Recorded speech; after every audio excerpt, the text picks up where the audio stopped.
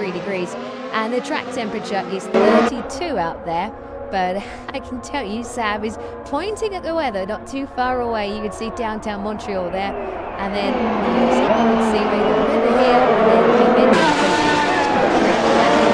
1978. I'll tell you what, some of these teams will actually hope it does rain, because the forecast is for qualifying, at least a sort of intermediate qualifying session. So actually, you can do a qualifying simulation in like conditions, but it doesn't mean you're also going to do a drive over qualifying simulation. So I guess for people in your role, they're going to be absolutely struggling to know exactly what to do, other than get their car straight to the end of the pit lane as soon as they're right. Yeah, that's exactly what I was about to say. They're all heading straight to the end of the pit lane. It's going to be get as many laps in as possible and as much data as possible. The teams that maximise this session are going to be in the best position. Okay, it is going to be a busy queue at the end of the pit lane. George Russell's doing what he wants. Which is a big view. As he makes his way out of the fast lane of the pit lane. Okay, it's heading downstairs. Laurel is just about to show some action. Goes out of the track. Hi, I'm Izzy. Nighttime most space of all the engines behind me. Mercedes, George Russell and Lewis Hamilton both speaking at the outside out to be seen. Green lights on green practice experience. To go. For these teams, the new drivers, of course, the likes of Logan Sargent, Nick DeBree, and also the Ashley team to rinse with the circuit and challenge to run. And for teams testing these upgrades to really understand what's going on, please just keep up to the left-hand side here. We're going to have Alpine just behind as well. There we have it. Green light pre-practice 2 is underway, and we have cars on track. Push the lights of the fan team.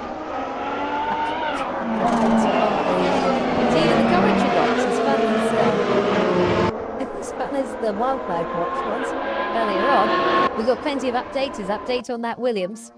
There's updates on that Aston Martin. Sam Collins are running through what we've seen on there earlier on. A few new designs. Crash up some distributed up speed. First time we've seen this guy on the track. That is not strong.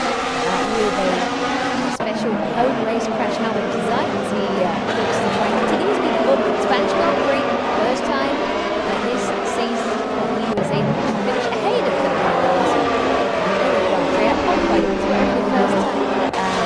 big applause for Hope Hero.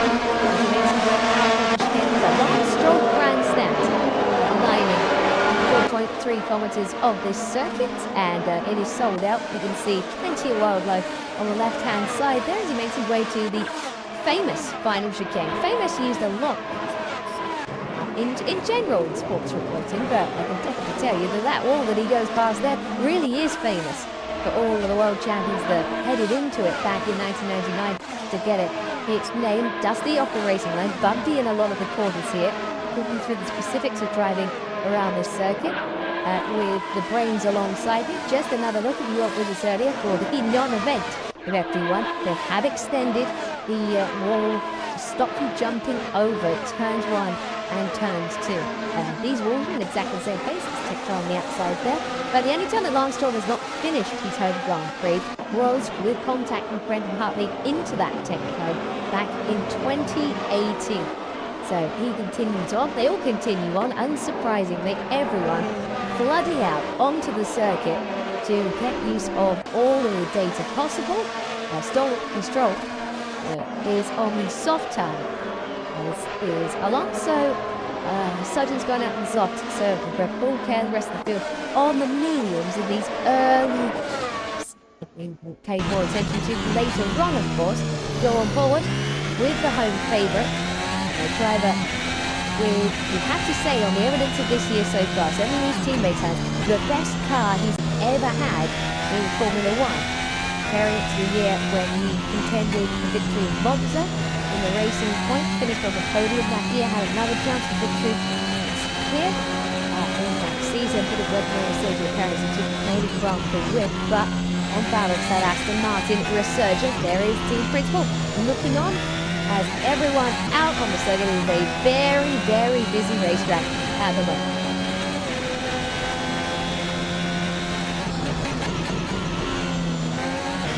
Checking in on the championship leader, Max Verstappen, finding himself out there once again. And he did officially, if you're interested, now there you are, Valtteri Bottas officially topped the times for FP1. inside the commentary box. There's going to be action quickly full page for you at the end of that non-event session.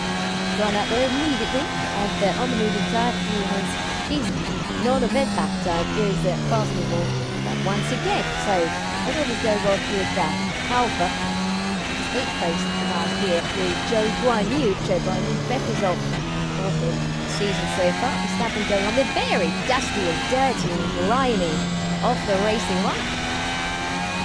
Yeah, and you can see that the challenge with this track now, they're all trying to get their laps in early, they're trying to get good data, but the track's not very clean, and we would have expected that after F1 it would have cleaned up. So this is going to make the job with strategists even more difficult.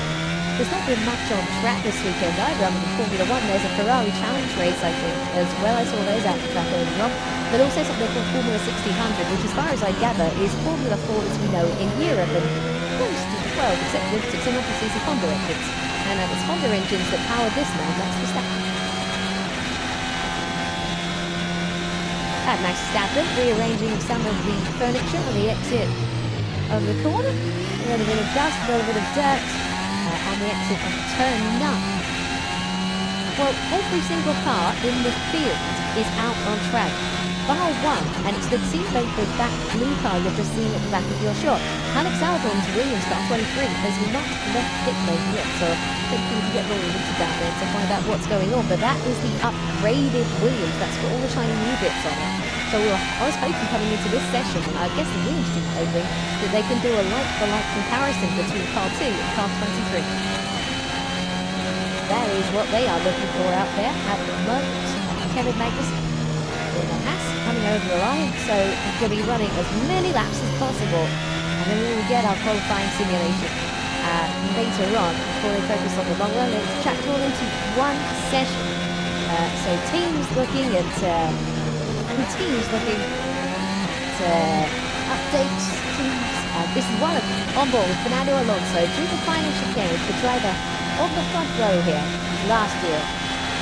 So to continue that run for fourth on the front row this season. Formula 1 that comes off the back, factually at least, with his season's worst. Eighth place after going off the track and guaranteed the car in P1. 7th place in the first time this year, but you would really expect a response from the two-time world champion at a certain point. He knows that he didn't quite have the same car. Sam was saying there's a possibility of a mixed conditions qualifying session tomorrow. That's exactly what we had last year, and it was a fine performance from Fernando Alonso to get to the front row. Carlos Sainz in the drive finished just 9/10 of a second away from Max Verstappen across the line. This is his lap time to go to the top of the timing page. There he goes by 4/10 of a second. That's down Charles Leclerc very quickly behind it. You can see 2/10 up on his 2/10 time at the moment. Nice toe for Fernando Alonso, if he can pick which way he's going to go. Looks like they're making to a nice toe. Then there's a Haas directly in the way for former winner of this Grand Prix. Chase the victory by a corner of the soft type. Sainz with the benchmarking. Alonso is going to slot in behind the 162. We just saw a brief glimpse of blue leaving the pit lane. Alex Albon folding a set of soft tyres and joins the party. Now all 20 drivers are out on track, trying to get as much mileage in as possible. With the thunderstorm drive. Yes, I feel that as Verstappen going fast. I feel like we could just have that on the button that I just pressed. See if I'd excited to see if the challenge will be.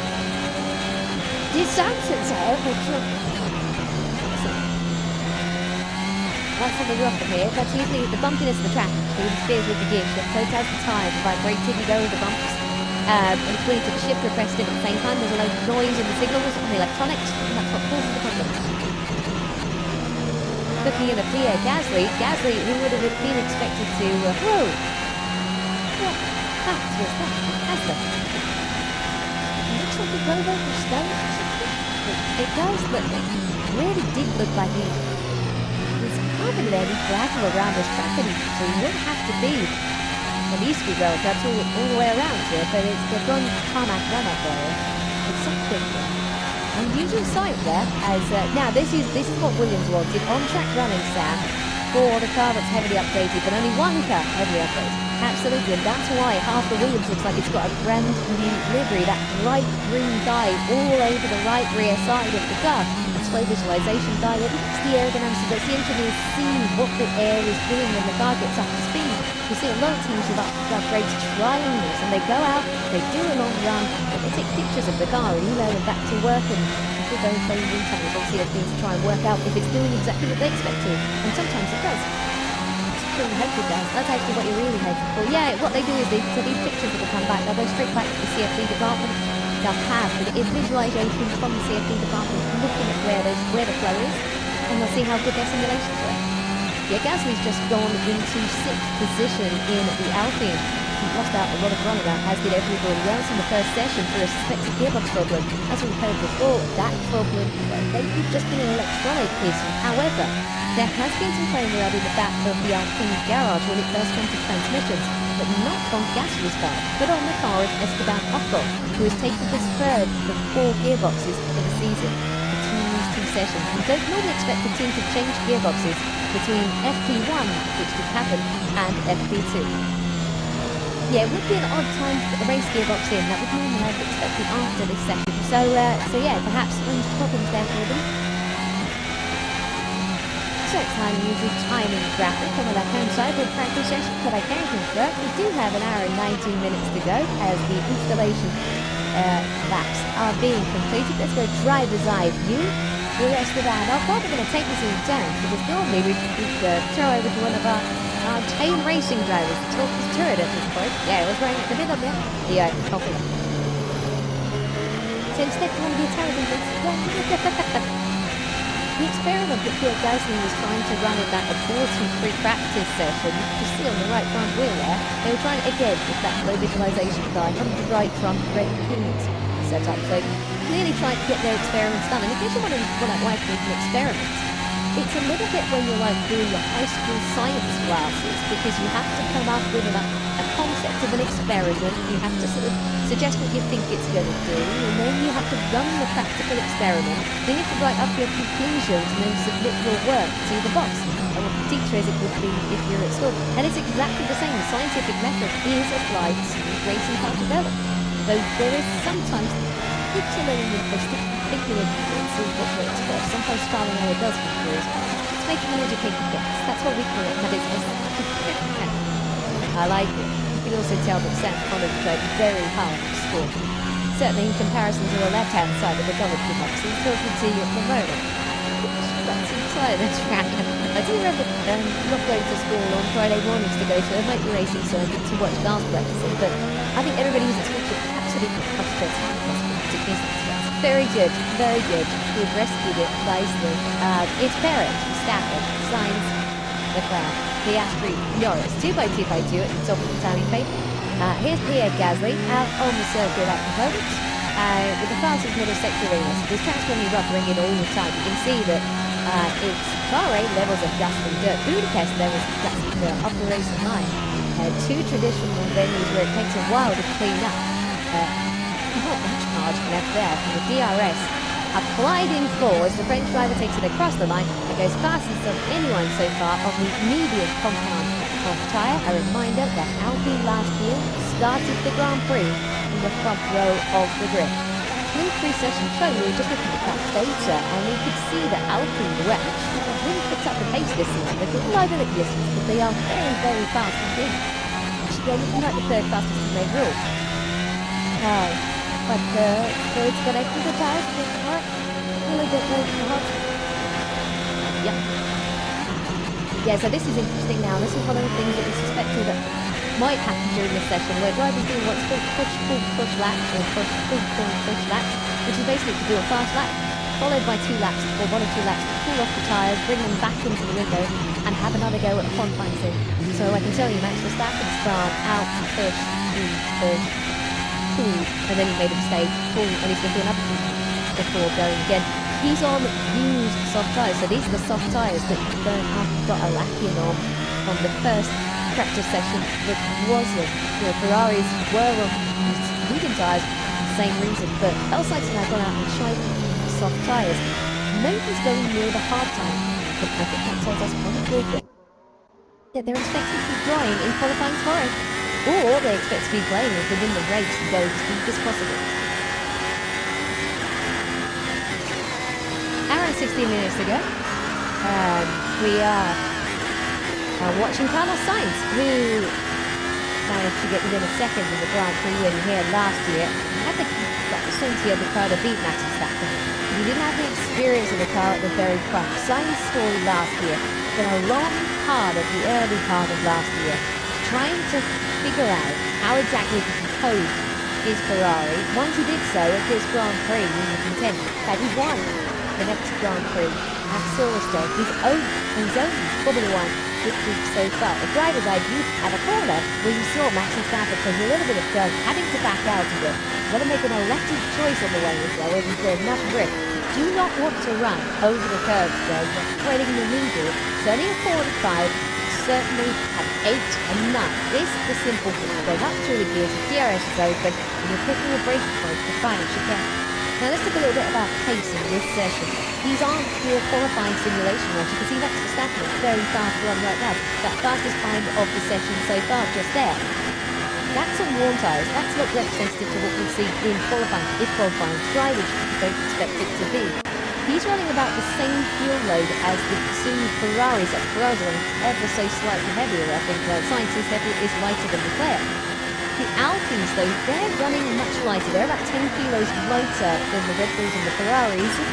So that time we're seeing from Pierre Gasly, that's as representative as you might think. That team that's running a little bit on the light side, as we've seen all year long, Aston Martin. Their time seemed a little bit odd, a little bit slower than expected. But I think they're going to come out and do something a little bit more spectacular than we just saw there from Carlos Sainz. He's flirting with that famous lot of curb on the way in. Look at this. To be careful if you're doing that. That is much further over. There are some curbs here that you simply cannot go much further than that, otherwise you're going to be risking plank of the car catching them on the way over. 7 to 4 and 5, the drivers talk about that. They really talk about not taking too much curb on the entry, on the A's of turn 3. Let's see if we can follow Charles Leclerc through here. You can hear the driver comments 3 years. You've been told in various spots, very careful, very respectful of that earlier. Then you saw the car that was running away back with Bottas turned his Alfa into a very expensive lawnmower, where he was taking a little amount of curve there. That's also a very true curve on the left-hand side. So got to be aware of that. And a lot of the times here, there are really bumpy parts of the side, underbraking, but also when applying the power, those drivers have to be aware. Yeah, and the risk is that you hit one of those bumps, unload the tyres, and then that's what causes you to potentially be out of control. And if the tyres aren't in contact with the road, you're no longer in control of the car. And that's why the drivers will often complain very strongly, if you remember some of the races this year, about the car being bouncing, hitting those bumps, and unloading the tyre. But Charles Leclerc, fastest lane around the first sector, personal best in the middle part of the lap. The championship leader, Max Verstappen, is fastest at the moment, number 1:14.726.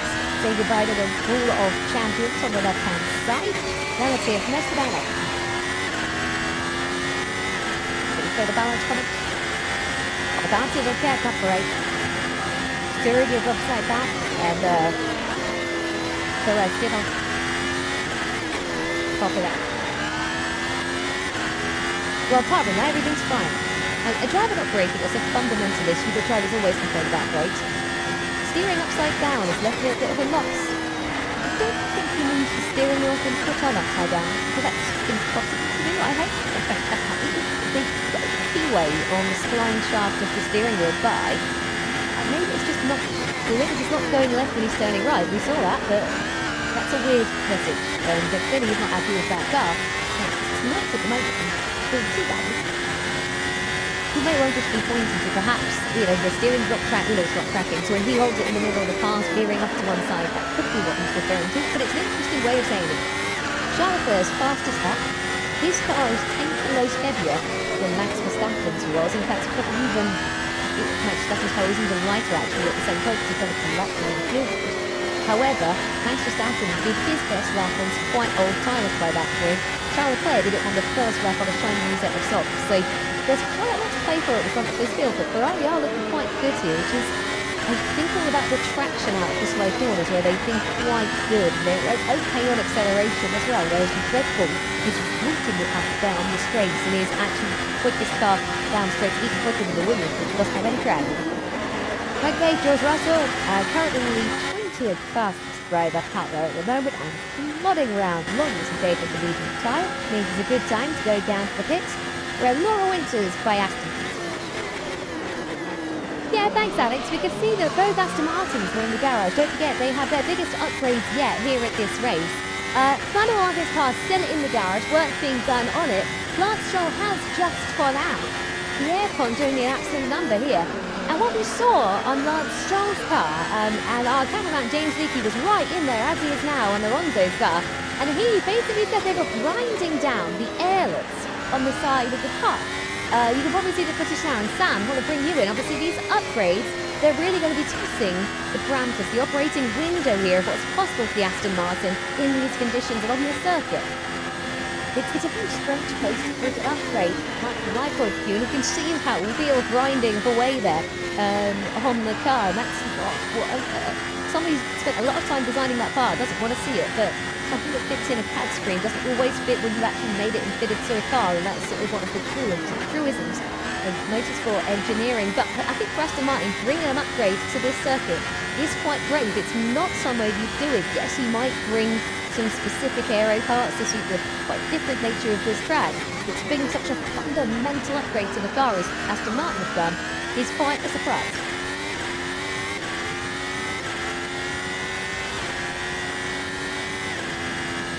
Thanks very much, Sam.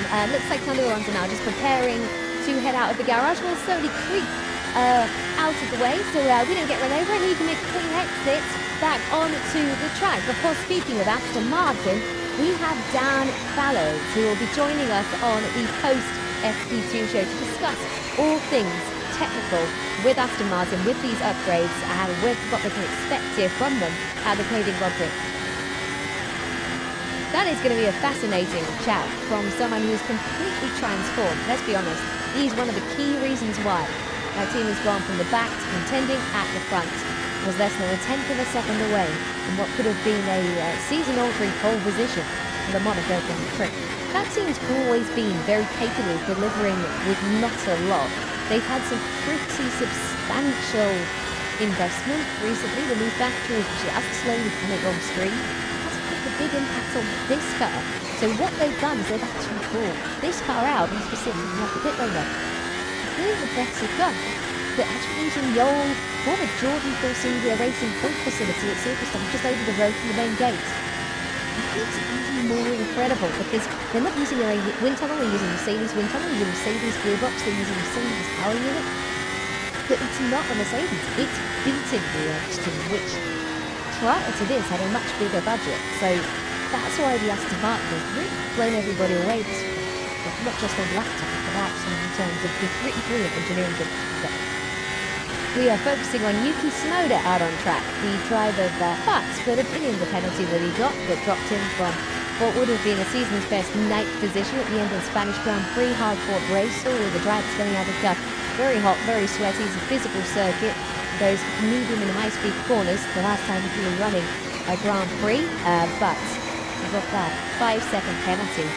And you wonder whether they might look at 5-second penalties, because I don't think if they had a vote in the paddock, many people thought Yuki Tsunoda should be dropped out of the points, even if they thought that he should have had to give the place up to Joe Graham. It's a bit of backseat refereeing that, from my point of view, but I agree. I don't think Yuki Tsunoda should have got that penalty, but it's not the first thing we've seen I disagree with.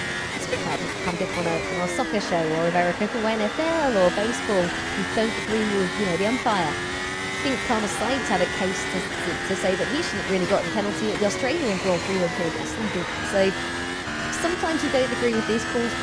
It's your sport sometimes. You don't agree with the umpire, you don't agree with the referee.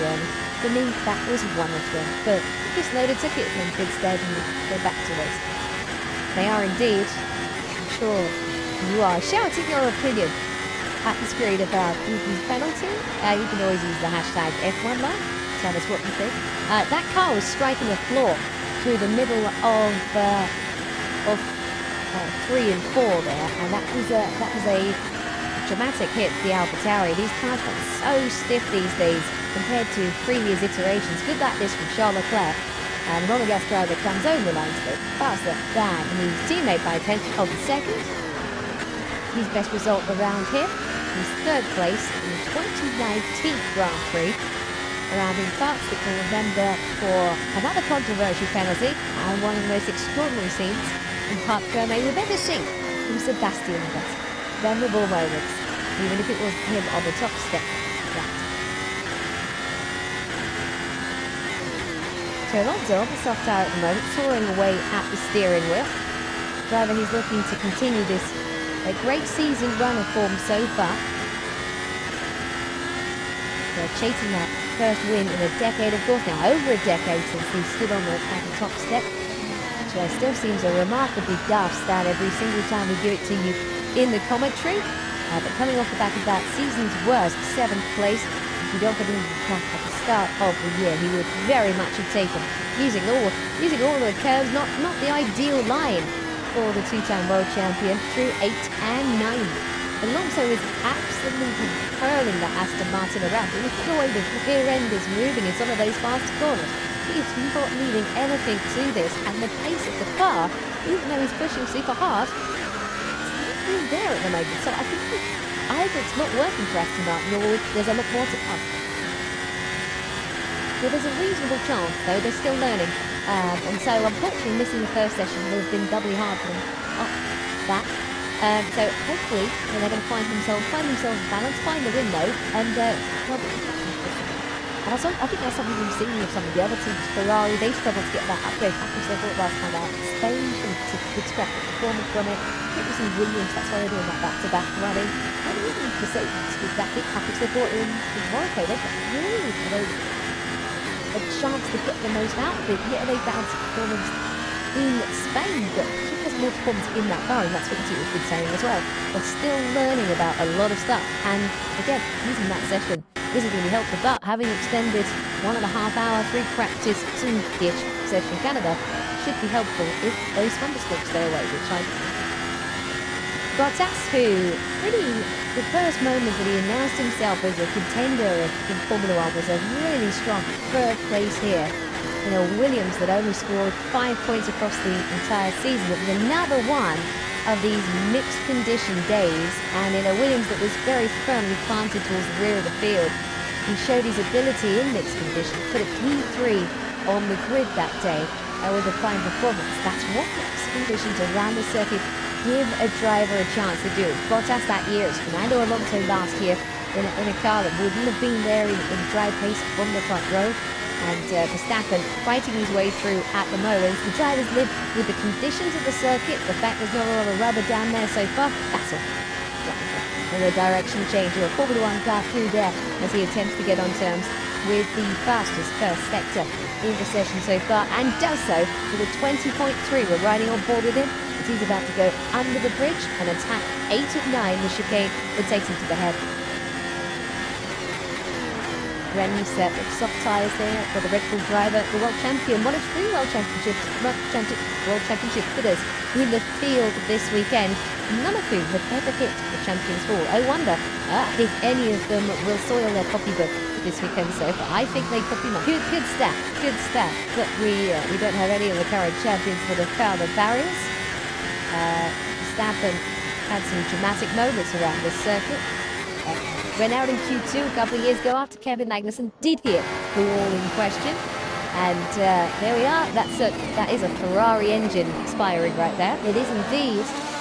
And that is very, very slow across the line for Hulkenberg in the Haas, car 27, going down the main straight, and Hulkenberg with a failure that can surely, depending where he can park up, I lost the end of the nose drive.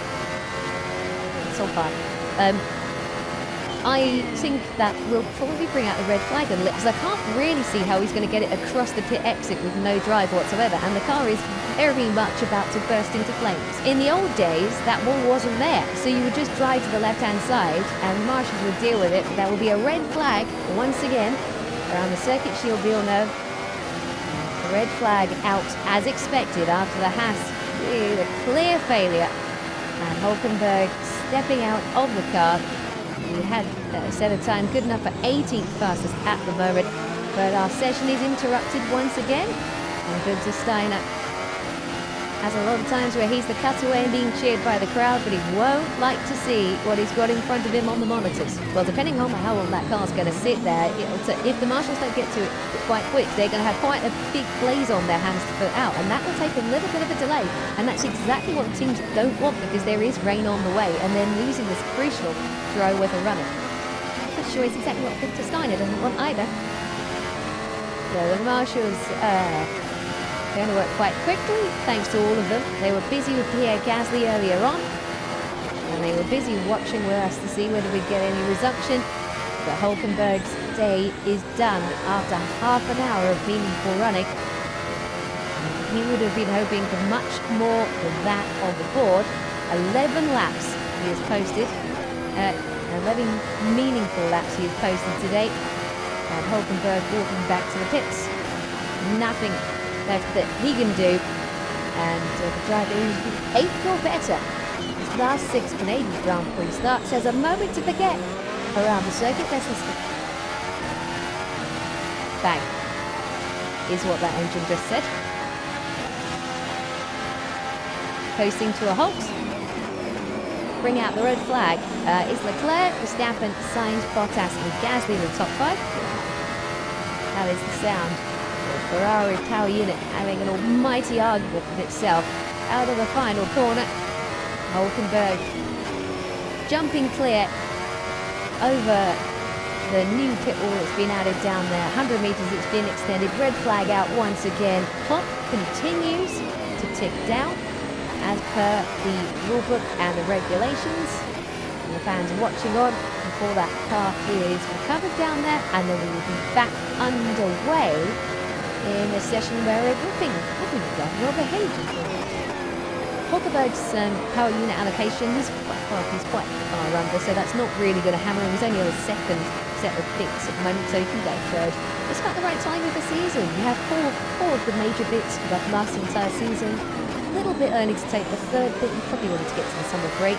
20 races are around 8. So a little bit on the early side, but not the end of the world. He may take up a penalty later in the year, but there's other drivers who are in a much worse situation than he is. Lovely reception for Hulkenberg as he made his way into the pit lane. I made the point earlier, make it again, that this crowd, this fan base around the circuit, is another sellout this weekend here in Canada. They've all got their favourites, but they are really respecting the efforts of every single driver out there. And we can go down in the pits to Laura Winter. Yes, Laura Winter, and indeed Nico Hulkenberg as well, who was just making his way back to the Haas garage after a slightly smoky end to the current running of the FP2 for him.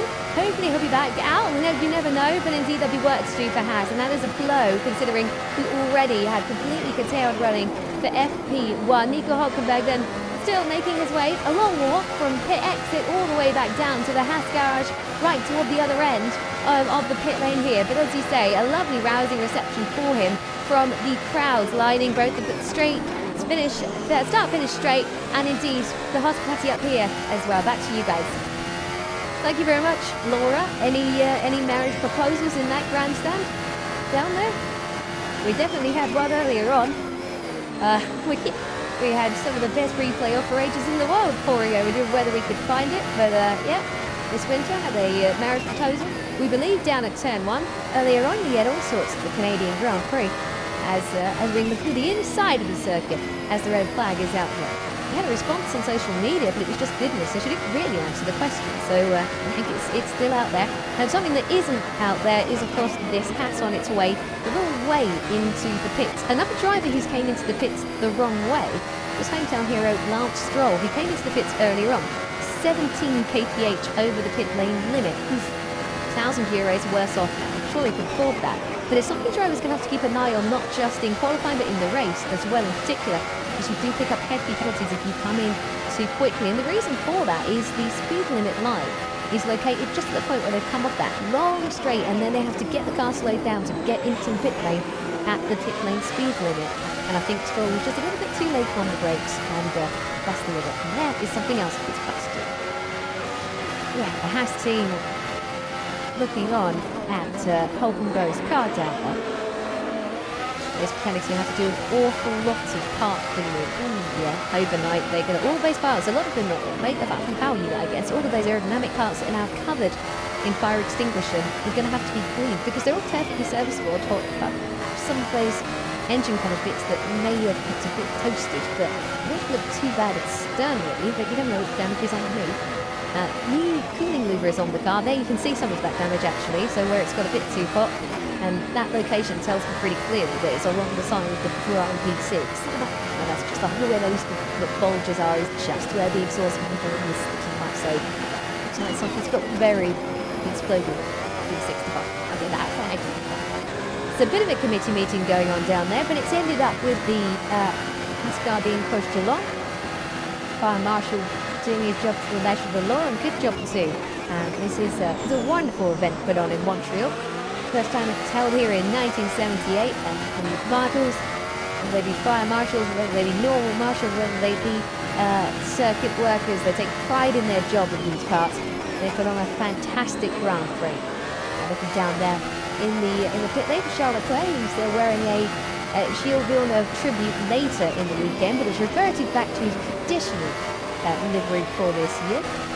Another Patton, who loves the helmet special. Valtteri Bottas, he's gone above and beyond this time with his effort for the Canadian Grand Prix. He turned up in the lumberjack costume at the track yesterday as well, with fully branded Valtteri Bottas lumberjack outfit. So I've got a lot of time for that. Clearly enjoying life at Alfa Romeo. They're being pushed. I think the driver doesn't get talked about enough in Formula One at the moment, Roger Grenier. I think he's a really impressive driver because no one expected too much from him, particularly alongside a driver like Bottas, who's hugely experienced, race winner, drove for the Works Mercedes team for a long time. The Chinese driver has really proven himself actually against the Finn, and I think that's something that has taken a few people by surprise and has actually put a bit of pressure on car 77, because I think Bottas is sort of hoping with the new ownership of the Alfa Romeo team coming forward that if he hangs around there long enough, he might pick up a works drive for Audi and for other tables. But with strong pressure from Guanyu, it's going to be a bit harder than he first thought. Yeah, and certainly one of the areas where he has been very good, as Joe Guanyu, has been in the wet and the mixed conditions. Truly impressive. And given his early career, he would have started driving in China. But of course, moved to Europe at quite a young age, realising he needed to make that step. He was going to get to the top, and like you say, he has proved himself. We were talking about the session is going to resume in a few moments' time, which is why they are getting ready to release the cars from the garages. Yeah, you were talking about speeding penalties. Somehow Joe Guanyu managed to get 4 speeding penalties in FP3 in one of them. So he clearly was working off a different line compared to everyone else. Ladies and gentlemen, we now cross over to F1 TV's weather. Well, the weather system you're seeing at the end of the circuit, that's a little bit of a storm cell that's moving across from the left of your screen towards the right of your screen. But that one isn't going to get served. However, there are 2 much larger ones which will hit the circuit, and there they are. The question is when. It could be at any point in the next 30 to 40 minutes. We've got a 52-minute session left of the session, so we may get a bit more dry running in than anybody hoped. But I do sort of expect to see somebody, hopefully Fernando Alonso, go out on intermediates or the full wets, then have a little bit of a run, not just to check the rolling radius of the tyres, but also just to see where the limits of this track are in the wet conditions. Anyone who doesn't do it is either not trusted by their race engineers, or they're missing out on the trip. You can see how close the wall is there to the river. Good shots here all the way through. Of the Red Bull making its way around the circuit of Sergio Perez. Perez just hoping for a boost, but no more mixed conditions. This one's an ordinary qualifying session, held in dry, hit the wall in Monaco. Mixed conditions meant that he was off the road and out in Q2 in Spain, and that has allowed Max Verstappen to take the margin up beyond 50 points in the Formula 1 World Championship, and 6 points away after they won the Azerbaijan Grand Prix. Verstappen has reasserted his dominance in that battle. It is worth saying. It's a long championship. Things ebb and flow. You're going to go through good patches. You're going to go through moments where it doesn't all work. But Perez, especially with qualifying, will be desperate to see things run to plan. This is the master. So you've got Gasly pushing through Sargent behind you. So elbows out, perfect. Gasly through on a good position. That's a qualifying simulation run coming up, trying to get the most out of the circuit. Max Verstappen there, Sergio Perez trying to get the most out of the circuit as well, and getting it a little bit wrong. But that's what you're hearing. So Stroll is trying to get himself a bit of a gap. He's got just Nick de Vries in front of him, and then a bit of a gap up to Max Verstappen. So he's trying to find a bit of space on the track to have a good stable qualifying run. But Pierre Gasly now is coming up to the back of Lance Stroll. The Canadian driver, as we're going to see, is going to try and get his elbows out, not give track position away, as Sergio Perez is to that Ferrari as well. Yeah, marooned on the apex of the hairpin there because he made the mistake at the chicane before, going over and taking the escape road in turn 9, but then trying to figure out who he had to let by. Standing on the brakes to make sure he didn't impede his teammate, and now whilst everyone else is queuing up ready for a push lap, he's trying to meander his way back to the pits. If he doesn't indeed find pits in, having made a mistake on that push lap, he driver second in the World Championship. Right, Championship. Looking to finish higher this season than he has done at any other point of his Formula 1 career. He's won a couple of Grand Prix already this year, earlier than any other stage of his Formula 1 career in terms of the calendar. Laps completed on the left-hand side of your victory mode. Leclerc, then Verstappen, then Gasly, and this is the moment where Perez is very close to the wall indeed. And let's go on board with the Mexican driver, trying to get on the power. Then we were talking about getting on the power on the bumps. Don't have the compliance, don't have the grip. It's that easy to tag the wall. So Perez with that moment of brinkmanship up against Barrows and continuing on. Here is George Russell moving slowly and bringing up the white flag for slow moving car as a result. Alonso's just gone over a run in a personal best, and he has gone up to 9th position. And that's to try to understand that heavily revised car. I can tell you as well, Carlos Sainz is going quickly. Carlos Sainz is going fastest. So Carlos Sainz goes to the top of time page 1:13.8 on that push lap. Andrew Shovlin there in with the various iterations of that team for a long time. The race engineer to Jenson Button when that team was born back in 2009 and was playing with them. The director of trackside engineering down there. The role is held for a while, means that he gives a debrief to the press after Saturday, after Sunday as well. So it has to account for how it's going as Mercedes try to return to the front of the field, looking at the car that is in their way at the moment. 2 Mercedes on the podium for the first time this season, last time out at the Spanish Grand Prix. The cars I'm looking at the moment on the data system and just out on track as well, the 2 Aston Martins. They don't also got to be doing what they should do. I'd like that out. Ocon has stopped to bring out the yellow flags, and I believe he's at the exit of turn 9. He is at the exit of turn 9. So after Hulkenberg's pass expired, and we saw one Alpine stop earlier on, now remember it was a steering wheel problem for Pierre Gasly earlier on, and now the red flag is out for Esteban Ocon, who has come to a halt about 200 metres further on than his teammate did in FP1. The rain is coming. That is not something any of these teams want to see, but Alan Permain there looking on, thinking this is not going well for our team that is under pressure from its ownership and its team bosses. Alpine owned by the Renault Group, of course, and that's part French state-owned, so the people of France want to see that car go a little bit better in a country where everybody half of people speak French. Yes, certainly in this region of the country. And Ocon's session coming to a close. Let's see how it happened then. We're going to, he's made his way through the corner. It's already broken at this point. Yeah. Do you see that twitch at the front? That looked like a gear shift, or trying for a tentative gear shift at least. So he's in second gear now. stop the car, stop the car, stop the car.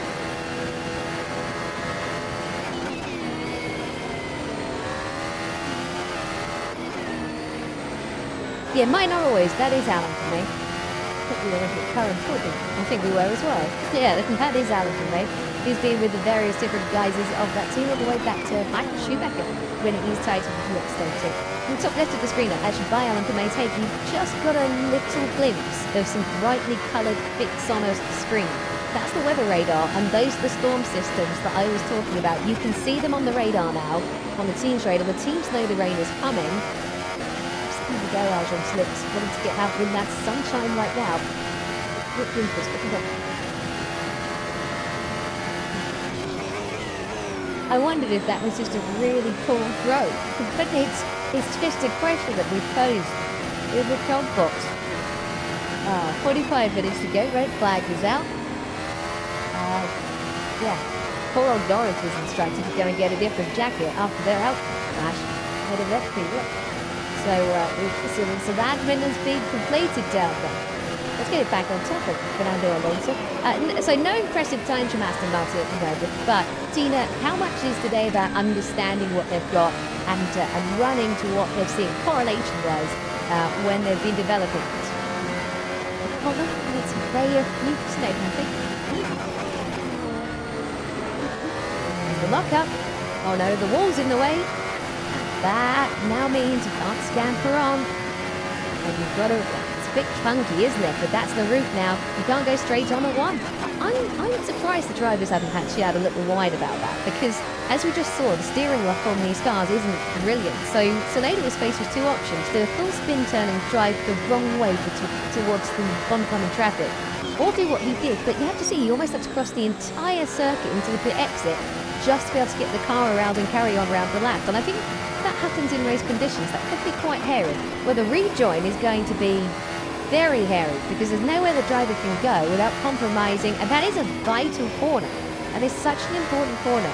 Now you speak to the driver and they say turn 2, that is a huge differential around this circuit. At the very start, you go through 1, a huge amount of speed that you take through there, but all the momentum you take out at 2. It's a huge difference in the first sector. We're on board with what remains of Aston Hanover trying to help the marshals. He's a nice chap. Trying to help the marshals push the car, and now he's got tyre marks on his brakes. For a moment I thought the car had just got stuck there, but I think it just hadn't got into neutral or something, because the marshals seem to be struggling to push it into the gap, but now see they basically managed to get it done, and now it's clear. Clearing track set 9, says the FI information system, so we should be back to green soon before that lot arrives. Okay, so the session's going to resume in a couple of moments' time, but before we get to those moments on track, it is time for Sam to lead us through some more analysis of the Alpine. Well, we've just been seeing one stricken Alpine on the side of the track, something we saw in the first session as well, another stricken Alpine. Something the two Alpine drivers are trying to evaluate is their rear wings. Coming into the Canadian Grand Prix, not for the first time, a lot of teams have bought different rear wings. I thought we'd take a look at the two different solutions that Alpine have bought. First of all, we'll take a look at Esteban Ocon's rear wing on the screen. Now you can see this is what you typically call a spoon-style rear wing that you'd see in Canada. Have a look at the leading edge of the main plane. You see this very deep dished centre section. That's something you typically see around the Canadian Grand Prix. It's a very distinct circuit. Its characteristics, the long straights, the hairpins and chicanes. They need a particular aero package. And also just look at this cutout on the trailing edge of the rear wing. Alpine have been playing around with those edges quite a lot as the years of these regulations, the 2 years of these regulations have developed.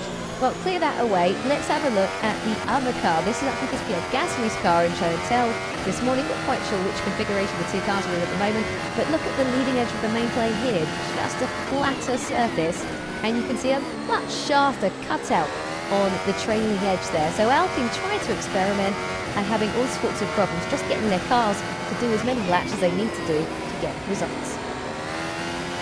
And of course, if you're going for a configuration like that, you are wanting a dry race to exploit it, rather than having to fold on all the downforce that you might need if we get the wet conditions. And green light is already illuminated at the end of it. But then here's one of the masters. Lewis Hamilton, a 7-time winner around this temporary facility. Not quite a street circuit, but a little bit much more allowance on the left-hand side, as you can see.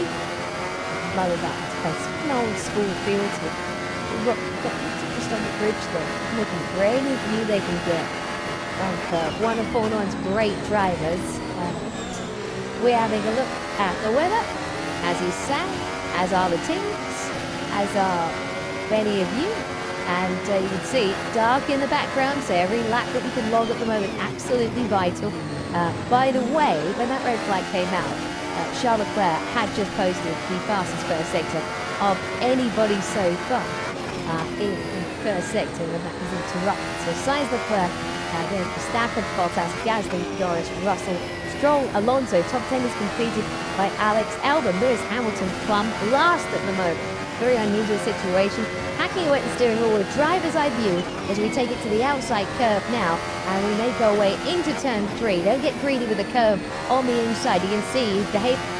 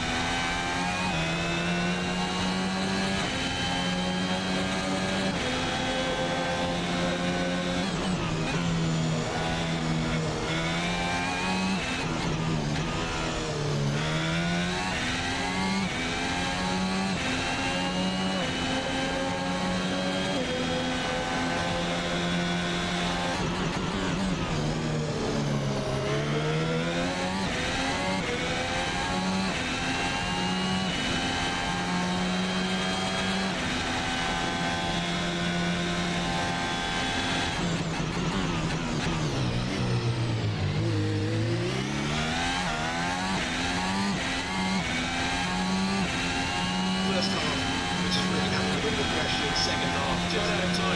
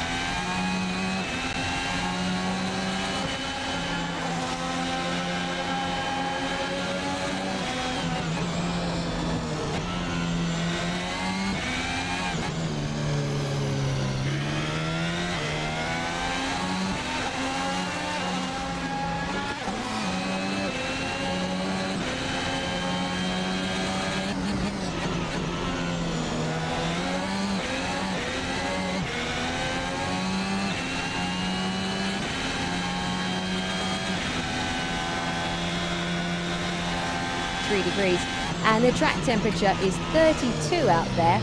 But I can tell you, Sav is pointing at the weather not too far away. You can see downtown Montreal there, and then the St. Lawrence Seaway, the river here, and then a venue that hosted its first Grand Prix back in 1978. I'll tell you what, some of these teams will actually hope it does rain because the forecast is for a wet qualifying, or at least a sort of intermediate qualifying session. So actually, you could do your qualifying simulation in like-for-like conditions. But if it doesn't rain, we're also going to need to do a dry weather qualifying simulation. So I guess for people who are cold, that could be absolutely struggling to know exactly what to do other than get your car straight to the end of the pit lane as soon as the green light comes on. Yeah, that's exactly what I was about to say. They're all heading straight to the end of the pit lane. It's going to be get as many laps in as possible and as much data as possible. The teams that maximise this session are going to be in the best position going forward to the race. Okay, it is going to be a busy queue at the end of the pit lane. George Russell's doing what he wants. He tipped his Budapest run here as he makes his way out of the fast lane, off the pit lane. Okay, they send you downstairs. Laura Winter's about to show us some actual Formula 1 cars out on track. Hi, I'm Minty. Thanks very much, folks. Of all the engines behind me, the safety, George Russell and Lewis Hamilton both speaking at the outside as we see green light.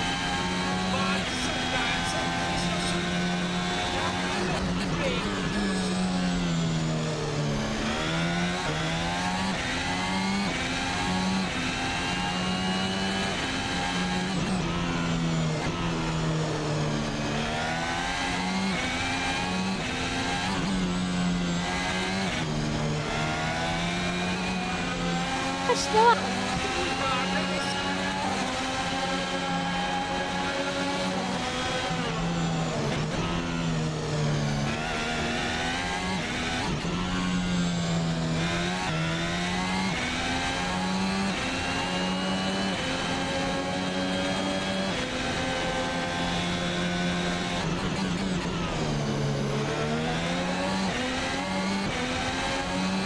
With a special home race crash helmet design as he looks to try and continue his good form. Spanish Grand Prix, first time this season that he was able to finish ahead of Fernando Alonso in a Grand Prix. Qualified it as well for the first time.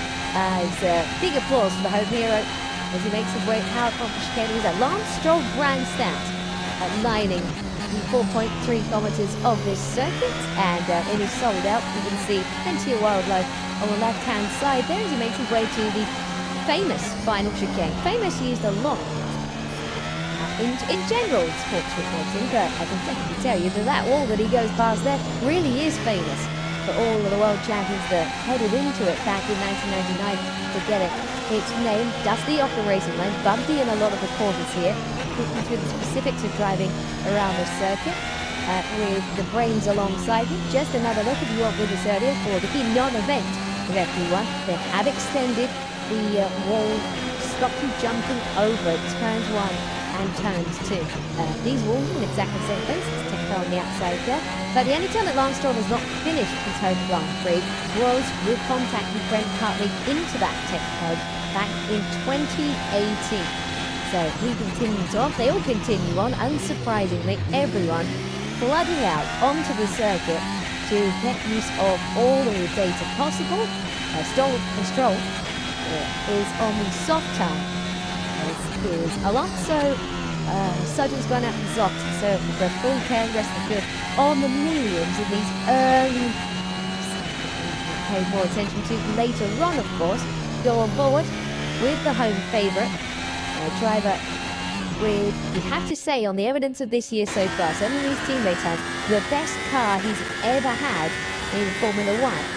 Comparing it to the year when he contended the victory of Monza in the Racing Point, finished on the podium that year, had another chance for victory here in that season. Bit of wet rain still to apparently took the Canadian Grand Prix with, but on balance that Aston Martin resurgent. There is team principal looking on as everyone out on the circuit. It is a very, very busy racetrack at the moment.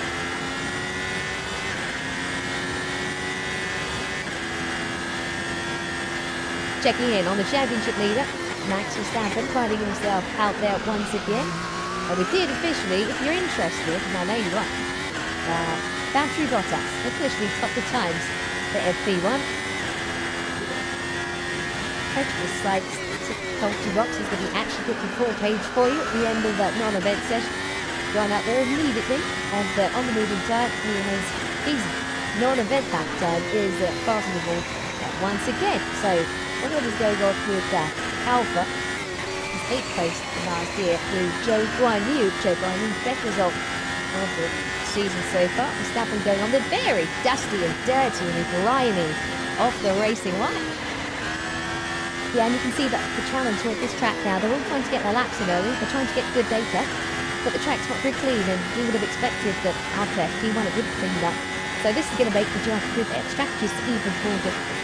There's not been much on track this weekend either, other than Formula 1. There's a Ferrari Challenge race, I think, as well. I saw those out the track earlier on. But also something called Formula 1600, which as far as I gather is Formula Ford as we know in Europe and most of the world, except with 1600cc Honda engines. And it's Honda engines that power this man, that's Verstappen. And Max Verstappen rearranging some of the furniture on the exit of the corner. A little bit of dust, a little bit of dirt. On the exit of turn 9. Well, every single car in the field is out on track, bar one, and it's the teammate of that blue car you're just seeing at the back of your shop. Alex Albon's Williams car 23 has not left pit lane yet, so I think we can get Rory Rita down there to find out what's going on. But that is the upgraded Williams. That's got all the shiny new bits on it. So I was hoping coming into this session, and I guess the Williams team hoping, that they can do a like-for-like comparison between car 2 and car 23. That is what they are looking for out there at the moment. Kevin Magnussen over Haas coming over the line, so we're going to be running as many laps as possible, and then we will get our qualifying simulation later on before they focus on the long run. It's chucked all into one session. So teams looking at updates. This is one of them. On board with Fernando Alonso through the final chicane, the driver on the front row here last year. So he's continued that run on fourth on the front row this season as he in Formula 1. But comes off the fact, factually at least, that his season's worst. Eighth place after going off the track in damaging the car in Q1. 7th place in the first time this year, but you will really expect a response in the two-time world champion at a certain point. He knows that he did.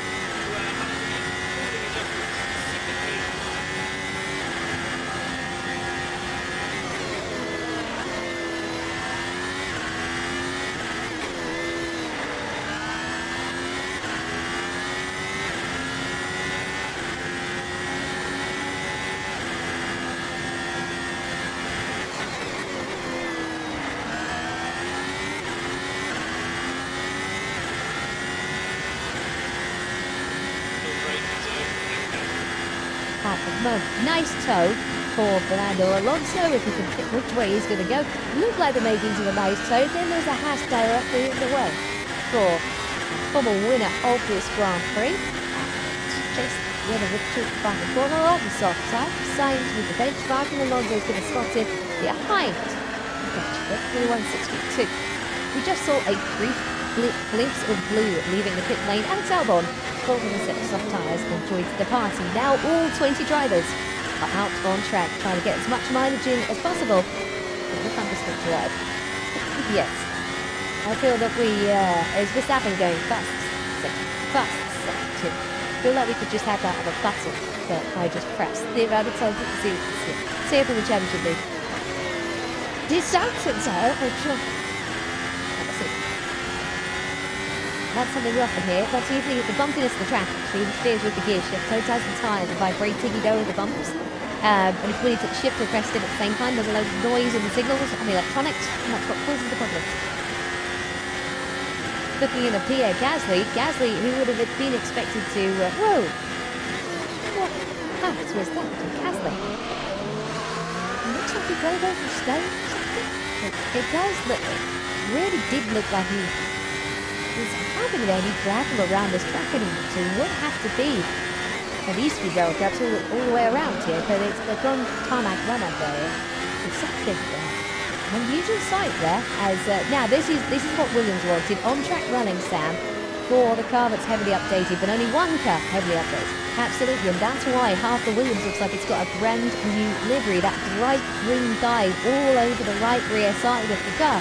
That's flow visualization guide, that's the aerodynamics, that's the engineers see what the air is doing when the car gets up to speed. We see a lot of teams about grades trying this, and they go out, they do a long run, but they take pictures of the car and email them back to work, and people go and play wind tunnels on CFD to try and work out if it's doing exactly what they expect to, and sometimes it does. I hope it does. That's actually what you're really hoping for. Yeah, what they do is so these pictures that will come back, they'll go straight back to the CFD department. They'll have the visualizations from the CFD department looking at where the flow is, and they'll see how good their simulations were. Yeah, Gasly's just gone into 6th position in the Alpine. He lost out a lot of running, as did everybody else in the first session through a suspected gearbox problem. As we've heard before,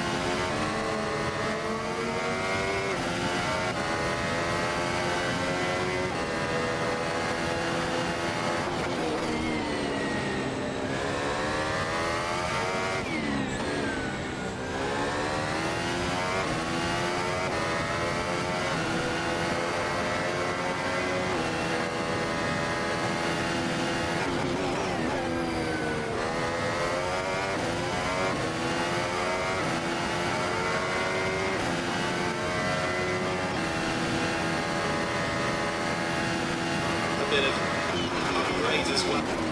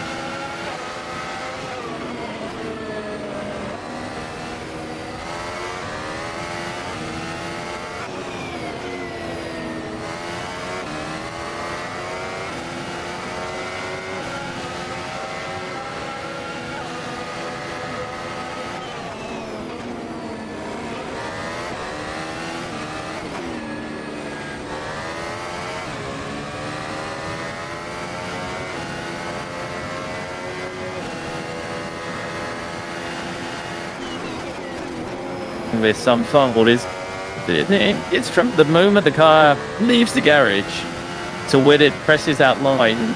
It's a pretty method, isn't it? Well, it's a 65-second lap to minute fastest stop here.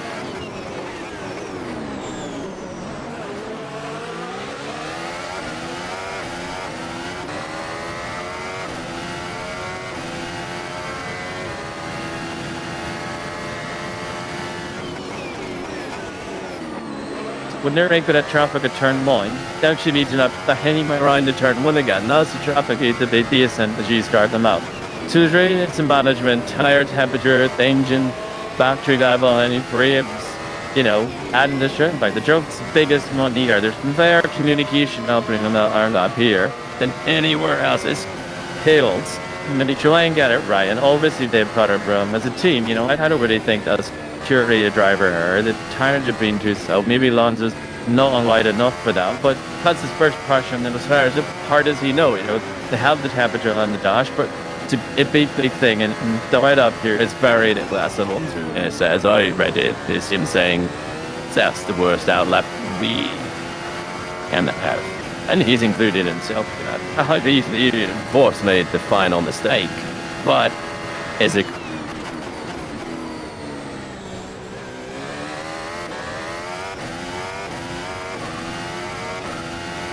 That no disappearing on the middle or being right up behind him, and he somebody that he needs to prove it recently in his videos. He just could look up those tires better and did racing again. But Oscar's learned to, isn't he? And he's taken now a couple of seasons in Formula 1 to be the absolute sort of shit driver that he is, putting the up to it. Don't probably know he can do that, but executing a race and pushing when he has to, and lifting off those tires is something we don't see really that much to wish in. This is a very race track to illustrate as well. To Jochen Richigamme, final third on the racetrack. And complete the lap north. Yeah, Sheb goes up to second place. Oscar Jensdrick had 98 points coming into this weekend. That at North 176. Last year, went beyond track when it's got the time deleted. Shuffled back in the pack as a result. Built his way through the second. Did it at a clean one side. Even though it's a big win. When Norris and Verstappen came together, he's taken that step forward and hasn't really been in the position to need to inherit wins. He has been very strong so far this year, winner in China, Bahrain, South Miami, and most recently in Japan. Yeah, there's those he's qualified for that is sort of given him track position, and then he's a monster executing like the flag wins now. As we've seen with most of those. Miami was the one, wasn't he? Like he bottom getting up to second. And then he's hit the race quite as well to put it together, and it's not all that he doesn't have right now. Just thinking, didn't swung knee run away championship lead. Let me put him that now, need him. The race win, through teaming. Building up those points, 22 at 8. Heading into this weekend. The 11th round of this season, 25th of season, all the way to December. A lot can change, back rates the cars can change it. Verstappen, fastest part in sector, and anyone so far. 600th in the second way from the benchmark stage. The Joe Russell starts with the Austrian in third position. A reminder for you, last year, Verstappen, very strong. Only in the final stint did McLaren use their supreme tire manager on that, so champion the tires with embarrassing for the other teams. And that's how Landon Rush is able to reel him in. The back of most stuff did stop as well. But around here, this is one of Verstappen's master circuits, isn't it? He just has a feel on this case. Started the weekend strong as well. 5 margins we can expect around this circuit as well. 65 seconds for an entire lap. The quickest lap, shortest lap, it's at a time, yeah. So I consider it as well. 65 seconds. It's going to mean traffic. It's going to be hectic. The qualifying, trying to find that clear space is always difficult. It's a deeply difficult task because the second half of the lap is the blind press that everything was looking in down inside 9 and fast corners as well. So you won't be dealing anywhere near the racing line, or you're going to be getting some impeding penalties that everyone's going to be counting since tomorrow's qualifying. So I love the fact that it is usually tight margins. Can't watch you where much it takes to build up spell 10th in one of the most staggering qualifying that he's done. Yuki Tsunoda is finishing his lap. He could just pressing play and getting up to speed with everyone weekend. Wonderful to have your company. We've got updates on Big Nose, including a new flame and some railway. We've been talking through them. Max Verstappen has a change of race engineer. GP is not on the microphone for him this weekend. A massive change for Verstappen, who has been featured these suits this very third race with Red Bull, which you then do. And of course, Verstappen, don't mention it to him because he's fed up with hearing it. 1 penalty point away from the pass still applies to expire after this run. Well, I have a question about that. The expiration date of those penalty points is Sunday, so it does, and it's not part of the regulations, whether the expiration happens on the 30th of June or after the 30th of June. So I think there's a bit of debate about that, because no one's ever tested that on the P. But on top of that, something inspiration came up to the FIA and published their penalty guidelines, which is wonderful. Because now everything's like you. You see, the rationale is for people getting told on. There's Esteban Ocon.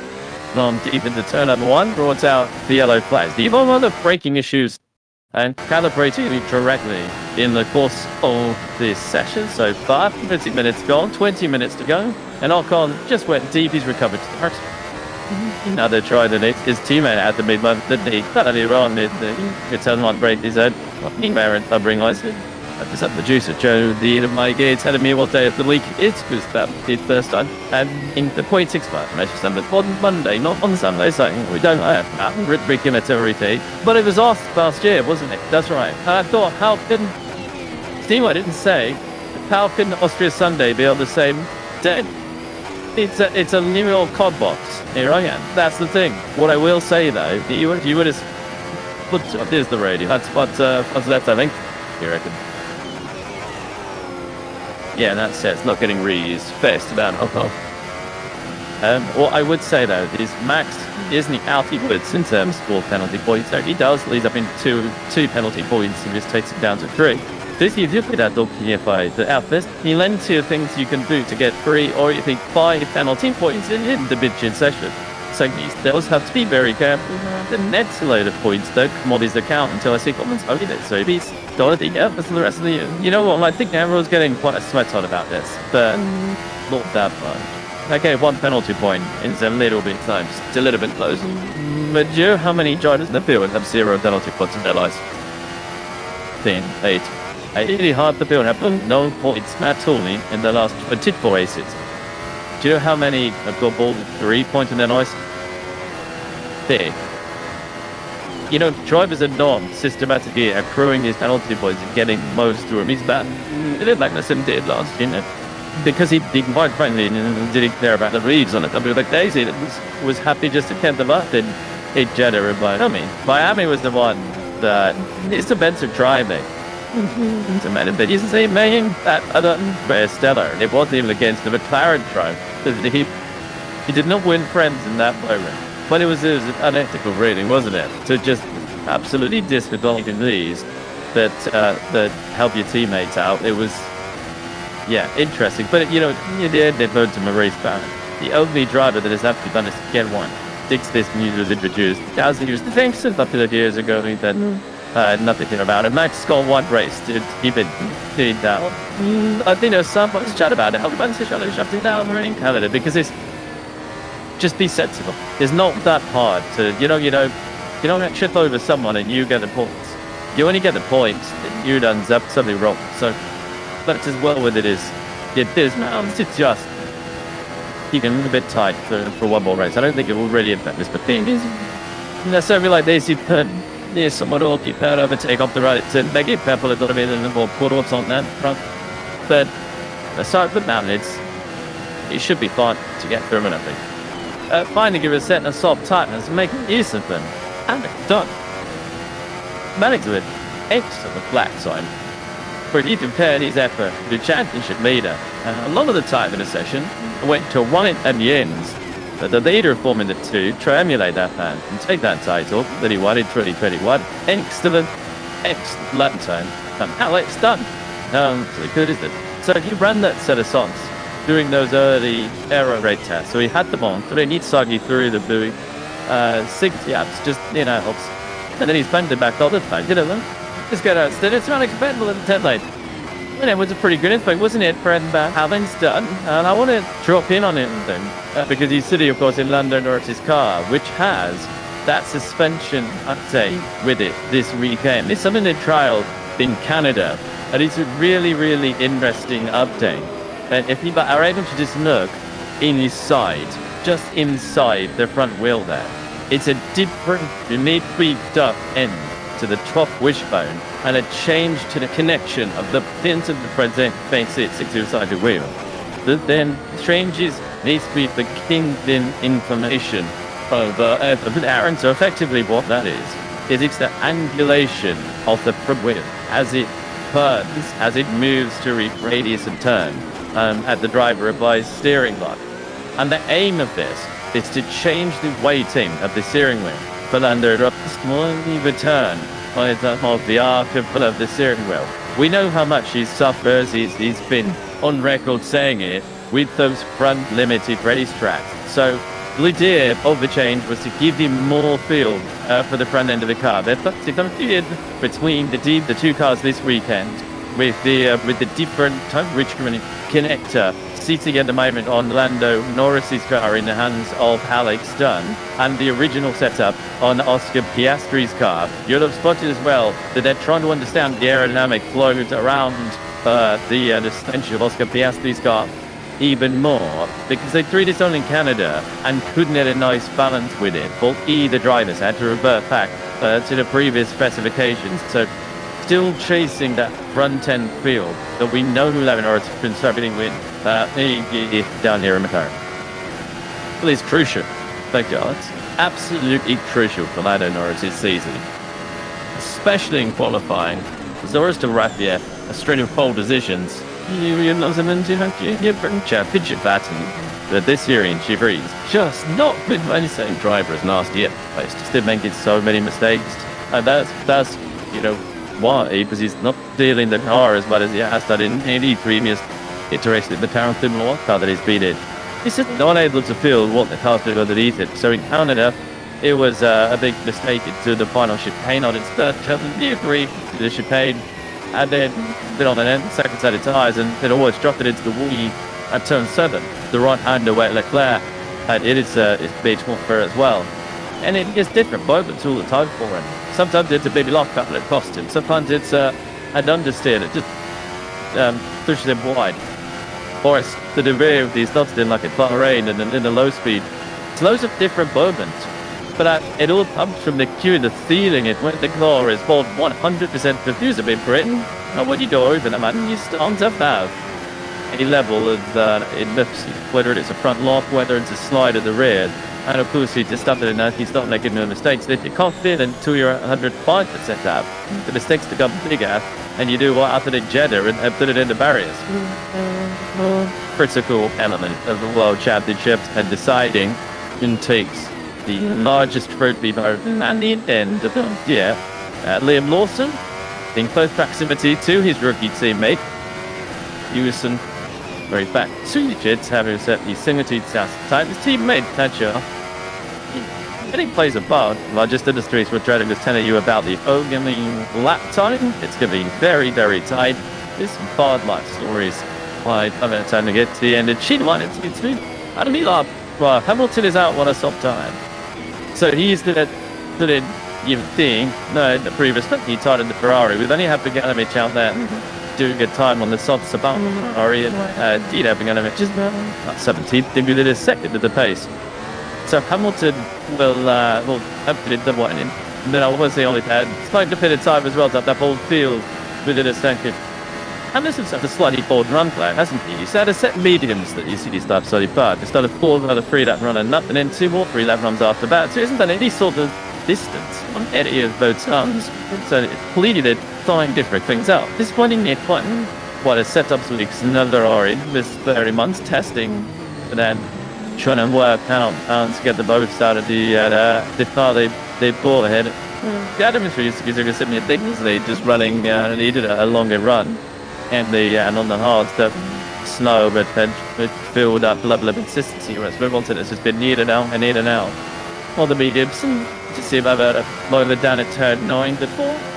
I don't know what it's been subdued, but it's been volatile for Ferrari, and now they've seen where the set of salt is. I think of something for a minute to build to get it. You've probably seen that lap in a few moments' time, and he's looking for Lando and also he's had some mighty performances around so many racetracks around the world. This isn't the big classic for Lando Alonso in his first race here in 2001. he has never been on the podium at this run. Oh, really unusual. Just very disjointed. He does the best. There's something about this circuit that just doesn't talk to his driving style. Whether the circuit jumped off some of it that is being renovated, that is true, and it's so neat. Named that car in 2014, yeah, when he was just about to have the fairly dialed the order ready. Yeah, that's sort of super competitive race winning decade, if not championship winning. But I think it was at Ferrari as well, challenging it's Sebastian Vettel and the like. And then it's not back on as he's in sort of the latter phase. 11 years now with that deal. The main, but read the timing is in order for him. It's day word difference. It's afraid it's something. And to close out the session of Babin for George Russell. But it's the ridiculous travel cover, right? 10 minutes ago, we've been led by that guy. Down the guard type like George does by the cloud dogger, and he changes went in around here. Safety car test yesterday, prior turn 1, down here to turn 3. I was going to mention this a little bit earlier, but this we've been looking at the solar and David, the made it in now and Alan track. You see the dust and deep stuff coming up as the cars are turning in that final sequence. Of course, it's nice to see the starlight down, getting the track to just drop down to 36 degrees centigrade, and you can see that rain coming in on the radar. Not much of it that sprinkles, maybe. I'll let you see a deluge. That's all one to see video of Belfry Pictures in padded, typically with Mercedes doing what the weather's doing. And he pointed out that there's some water coming down from the sky. I'm some tasted. Squall a track built up. I'm simply need thunderous sunbeam yesterday. Washing off news the rubber that's built up over this season as races on this circuit, which is why adding is a different series. But also because of the hillside, it's washing down all of the dirt and gubbins from the fields around it down onto the track surface. And that's why we're seeing such such high track evolution today. Actually, we're also going to see it going all the way through the rest of the day until later today. Did not rank doesn't come down now. Been either from the cow builds. I was trying to build it in cow build. Yeah, I'll tell it about one of the stranger commentary factors lied to be so far. Good side of your board with Alex Dunn, who is in contention for the Formula 2 Championship. One of the tough things about running in F1 these name 2 drivers competing in the championship is that they've got to jump in the cars, obviously way to reduce speeds, recalibrate everything. You did see last year, you did have thanked Isaac Fredger. He's the favorite to go from practice session to the party session, even at the end of the year when he's contending for the title in that final race. Well, it's not always easy. You could say that for answer that point. Very light. He did not expect one of the big white drops. That's 2 week daddies, but that's been more than my fault. So it's one thing being Oscar Dastry and seeing none of the boys over and none of feeling it. It's another thing being Alex Dodd, who's had a great session up at 4th place, coming up towards Grey 4 now, and having had the great session done opposite to me. You're on 7 more minutes of borrowed time and 9 north. You can see the little bit of moisture there, and it's up to the hill now at turn 3. So I think you just have to play it a little bit safer. It's not your plan, and to boot needs the car of every championship contender. I think the bigger factor is the one there is some sprinkling. The brain is what you might be like the tuning rate is here from the vitamins. It banks been fires off the track. You're still getting pretty big grip. It's a bit of something there that is because it's coming over. The track temperature has dropped up quite significant. Now, if the sun comes out of the circuit, I think that temperature will spike significantly. And that in that big influence. 1/2 pound of cars are handling. Now, the sense I was all landing, and it could see cars them way where they feel comfortable in. So you could see a bit of an upset. And I wonder if that's affected the Ferrari, because there's Hamilton's soft tire now. It wasn't about right. I mean, he's sitting in ninth position after that. I'm very sure if I'm on that soft tire. I just get the beat in, and that was sent out. He isn't where it needs to be. Yeah, plenty of riders chasing it throughout the session. 6.5 minutes to go. Let's see. Mr. Man, he's had a season of real decent press. This fires did it in the Chinese Grand Prix. Now they yeah. It's one worse than himself. Suffering, and she what makes it. I'm sure about this. Massive good deal. That's what it do. I'm rolling. That's a thing. Beat us first with nothing but ridiculous. That is a strange season for them generally. It's circuit this one falling historically. Even if it is a steady start to the weekend for a F1 down in this driver outside that one second. What a shame. What a shame for the standards. Just promise a month when it comes to Q1 major of the weekend. I'll give you another one now. Your mate puts steam to the tip turn. By doing when life happens. Love it. Sprite of the we were talking, cool out ring shows an out conversive driver. And you got this was the top 10. It's like a driver, isn't it? Only Alex Dunn has done a great job to be up in fourth, and then you can be pretty inseparable winning duo with besides top done. It's minus third, but playing like the different drivers. I find that hard to argue with you at this point, but I'm late for that. I've been, you're going to see some bigger changes, I suspect. But it's going to be close because this Serbian always is really close action, and it's a Serbian you've been racing. I mean, we've seen it with Matt lap day previously. It's good, but this strategy. Could be it's a full track, so that's on the spot. On Tratic Team Radio, right in. Yeah, it is going to be slight margins. It is going to be milliseconds and hundredths of a second. We've become used to that in recent years. The main sometimes lands in the one pressure. What was they saying? Pressure is for torrents. So the saying goes, Russell Verstappen, Piastri, and Alex Dunham are unfamiliar with the driver. Mid first position, you can see him racing in the Formula 2 Championship along with Dino Djanovic. All of that live from the F1 team. Very high championship done, isn't it? To be right there with his teammate after the top 5. You never know what to build over today, suppose. The team drivers are running. They even learn, but there was something to see what he could do, and that's what he said. We did see that he graphic, and he was didn't through then place 15s, which is between Deputy to a DAZN. There are a few that are around this circle. So I know what I'm saying. In the wheel front, so the now team going through turn number 1. Get a 2 win. I'd be interested to see radio after that moment. Eventually he dies deep inside. But the Gasly, there's been a racing at the end of the session. So finally getting fun. Good race back there as well, because on race day, Sunday night, you then have a chance of they just come back and be inside of turn 4. There's 3 DRS, so 4 into those first big stops. And the battle just go on multiple corners. There was some talk a few years ago of extending the track onto the old Österreich ring, finding all those Red Bull branded grandstands on a few spectators this weekend. And they didn't showcase but both things to look at it. Now, you might see, you might notice that. And I was desperate we didn't do that because this is such a great circuit for racing on the turn lane. They get the sort of significance of it. Do you believe the government boundaries? It's very complicated. So this layout of the track should have worked in real stage race, even though it's very chewy and that time comes down. It's just a really race. It is big. We also absolutely achieve some corners downright dangerous. Eventually, had to holding Grand Prix there for two reasons. As we redesigned, we're back to the F1 calendar in 1997, but then after 2003, and ever since we didn't want the circuits in Europe. And we're gonna same with probably Dutch fans supporting Max Verstappen. In fact, here, as he's going past the Max Verstappen grandstand in the infield here, it always makes sure. And everyone wants his stretch. And he always makes sure that he's in contention as well, doesn't he? As he is right now. So you mentioned some Hamilton sort of mediocre man. They know he can hold something away. If you look at the rest of the field, look strong. You've got Verstappen down off the way. There's only FP1, but you've got to clear it, especially with the other 3 big teams as close as it is.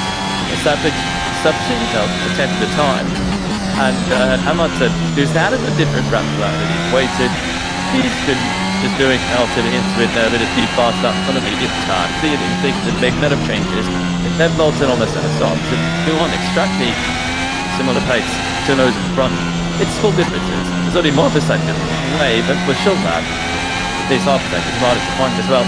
Yeah, and I think Ferrari are definitely with that setup. But he talked brilliantly about the number and being set up sweeps, and I think that's sort of carried on. Because you see the big gaps between Hamilton's appearances and on the race. He goes out, the little run in there in the garage video with it for a while. Then he comes out, does another G-Ban, sitting with it for a while. Nobody else in the field has an unplanned anything like him. Everybody else stunts his name. So he's just constantly done it back into the garage, fitting with these, trying to get that far to from the straight there. 5% to a second to after the second round here. Does it seem like much? It does feel like he's very impressed. The other thing is, I mean, Nicola Hulkenberg is the same distance off the front runners as well. So if Ferrari are that far away, I mean, it's not nice. But the other factor to look at is he would have the Ferrari out hard struggled with the notable exception. That real selector, he seems to be having a great morning in Southern. But we saw him set that fast time about setting you with the trackside camera. It wasn't leaving fucking Larvachick. And it says D1 on the top of your screen, but it seemed like she won should have from the Brazilian drive out of his way to decent. But yeah, not that. George Russell, winner of the last Grand Prix, winner of this race 1 year ago, D1. At the end of the opening hour on practice, and I take the second. Well, a peak hour is complete, and there can be a bit of a headline made by Alex Dunn, the best definitive an F1 driver of the season by some margin. Previously, trio Aaron Howell, one who was Alpine in Suzuka, who was P12. Combined with a 2 championship lead.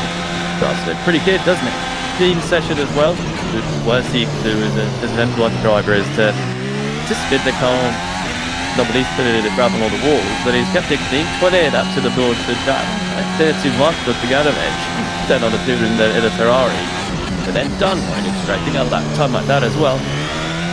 You don't know again how well he's been assisted by the rub time, but he did so. It's a very good effort. But the cars with slightly different specifications. We talked about earlier suspension to Piastri and stuff. But I mean, when you're looking at new drive on one track, the only other driver in the field that's really worth looking at is the teammate and Piastri. Or even Ben the 10th of a second. These less than 10th of a second for incredibly for a driver he never come and driven on a Grand Prix weekend. That's fantastic. Oscar Piastri make his way with a bit of oversteer through turn number 3, turn number 1 I should say, pointed to number 3. And he gathers it together at the end of the sessions, round and land, does not the crush around in Austrian, costume in qualifying. He is aiming to win the Austrian Grand Prix for the first time in his career this weekend and extend his championship with the already sits the 22 points. Dino Deganovic running nicely as well. Here Ferrari, this is down in 18th position, but he talked about the outside, we talked about the short circuit, and he has to fuck up like your team. Like he was getting, he needs like great team radio, and then he's going to switch his brain to F2 mode because we have seen in that championship at the midpoint, Tavention. I must say massive thank you. They can hopefully see it through. It's definitely the best day of my life. So thank you everyone for that because thanks that that's you the start. You're very welcome. Good job as well. That was quite a busy session. Take and run, eat some up. Soaking it in on the in-lap. A job well done. Driver is heading to the main straight. Some practice stuff. Gentlemen, come out, practice done. Alex done, then he's straight back. See, I was about over surprised by that. They're not going to give Galovic, they're not going to give Alex Dunn the chance to come into practice. Plus, surprisingly, not eventually given now the opportunity. And true, McLaren wants to know a few details about the timing. Let's start sequence, and yeah, surprised to see that. Maybe it's here. He's thanking the people. The big headlights to be too good to a second away from the last guy, which is set by George Russell. Brian was in a conversation with Dino Deganovic. Russell Verstappen, Piastri done, Gasly, Deflecto, Evans, Sainz, Hamilton, and Edge out at some 10 signature thin classification. The team at moments time. The team line. Fuck itself. Love is near appreciation. Nice, that's getting that opportunity. seems to be happy the running that he's been able to complete. He was thwarting stuff through turn 9, thwarting stuff across the entirety came up. Gabriel Bortoleto to put it in the top 6. He's basically his first points score. He finished in Formula 1 this weekend, having his first qualifying sessions and beating through to get 3 to the races down to this about first place finish. We're off Medi in the championship. Cut that to this good Bolton business. It needs to let them and going to been just doing second out lead now. That team. It's never not when you're what a few days that it gets less and less as a monster bigs up points is noise a bit of points in Monaco as well. So that's had a good start. I thought it was a good chance this weekend as well. Settled something around this circuit. The method is lost in form around this circuit as well. But it's another good start. Bodes well. Crowd are happy, they've been entertained. 20 cars struggling with braking earlier on that. Letting plenty of committed laps running on the soft. Drivers have other rookie season championship and 10 in the classic.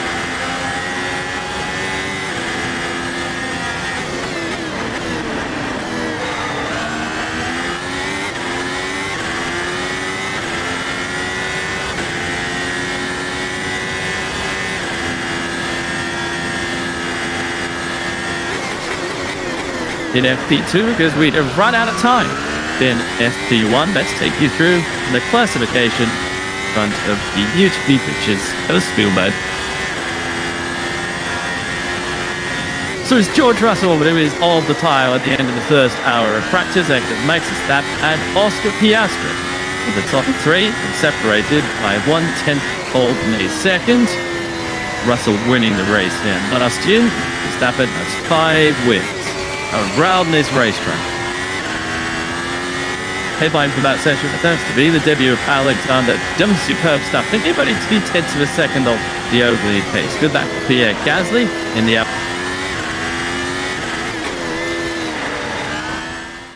executing a race and pushing when he has to and looking after his tyres is something we don't see really that much till this in.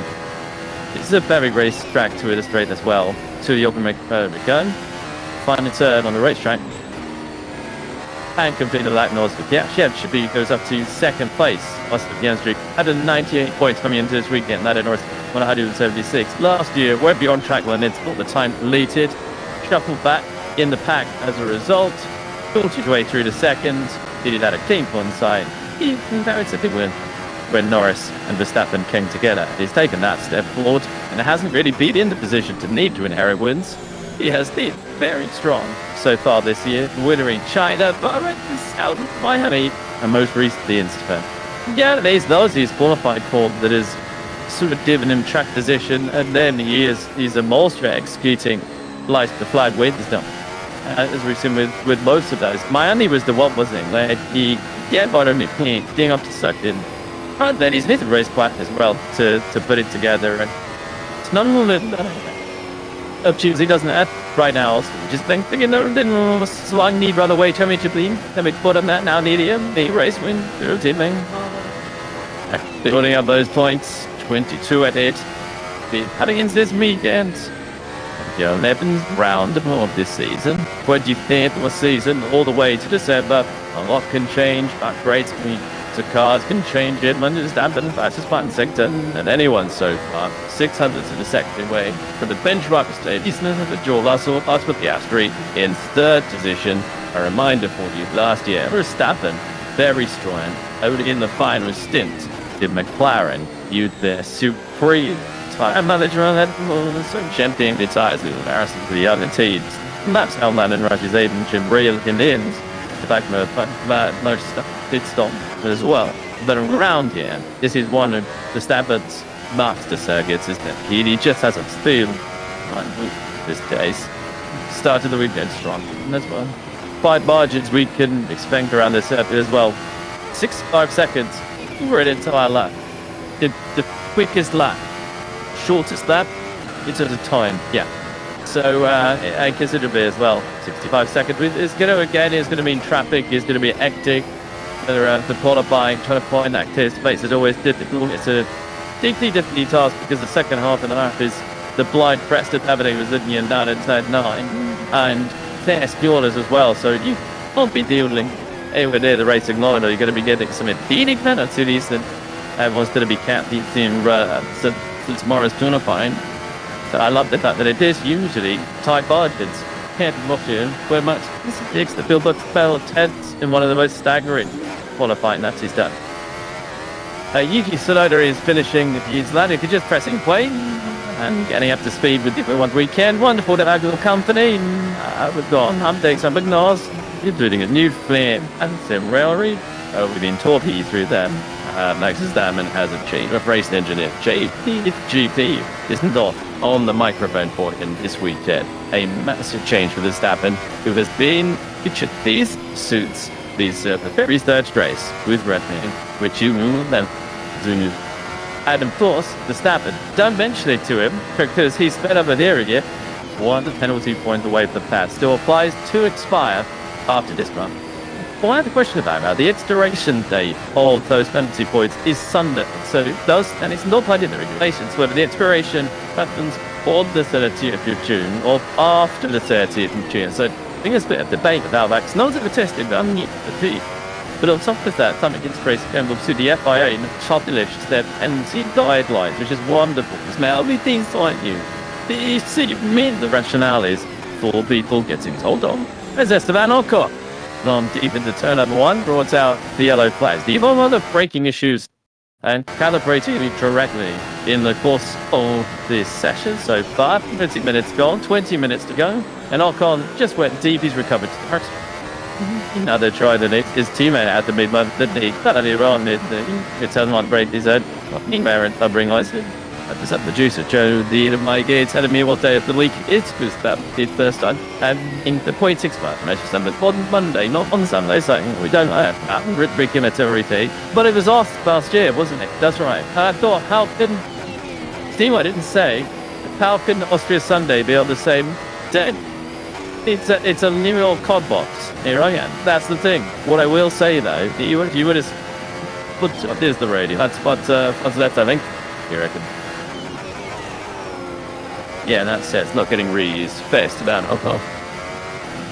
What I would say though is Max isn't out equals in terms of penalty points. So he does leads up in two penalty points and just takes it down to 3. This if you put that dog here by the outfit, he lends you things you can do to get 3 or you think 5 penalty points in the mid-chin session.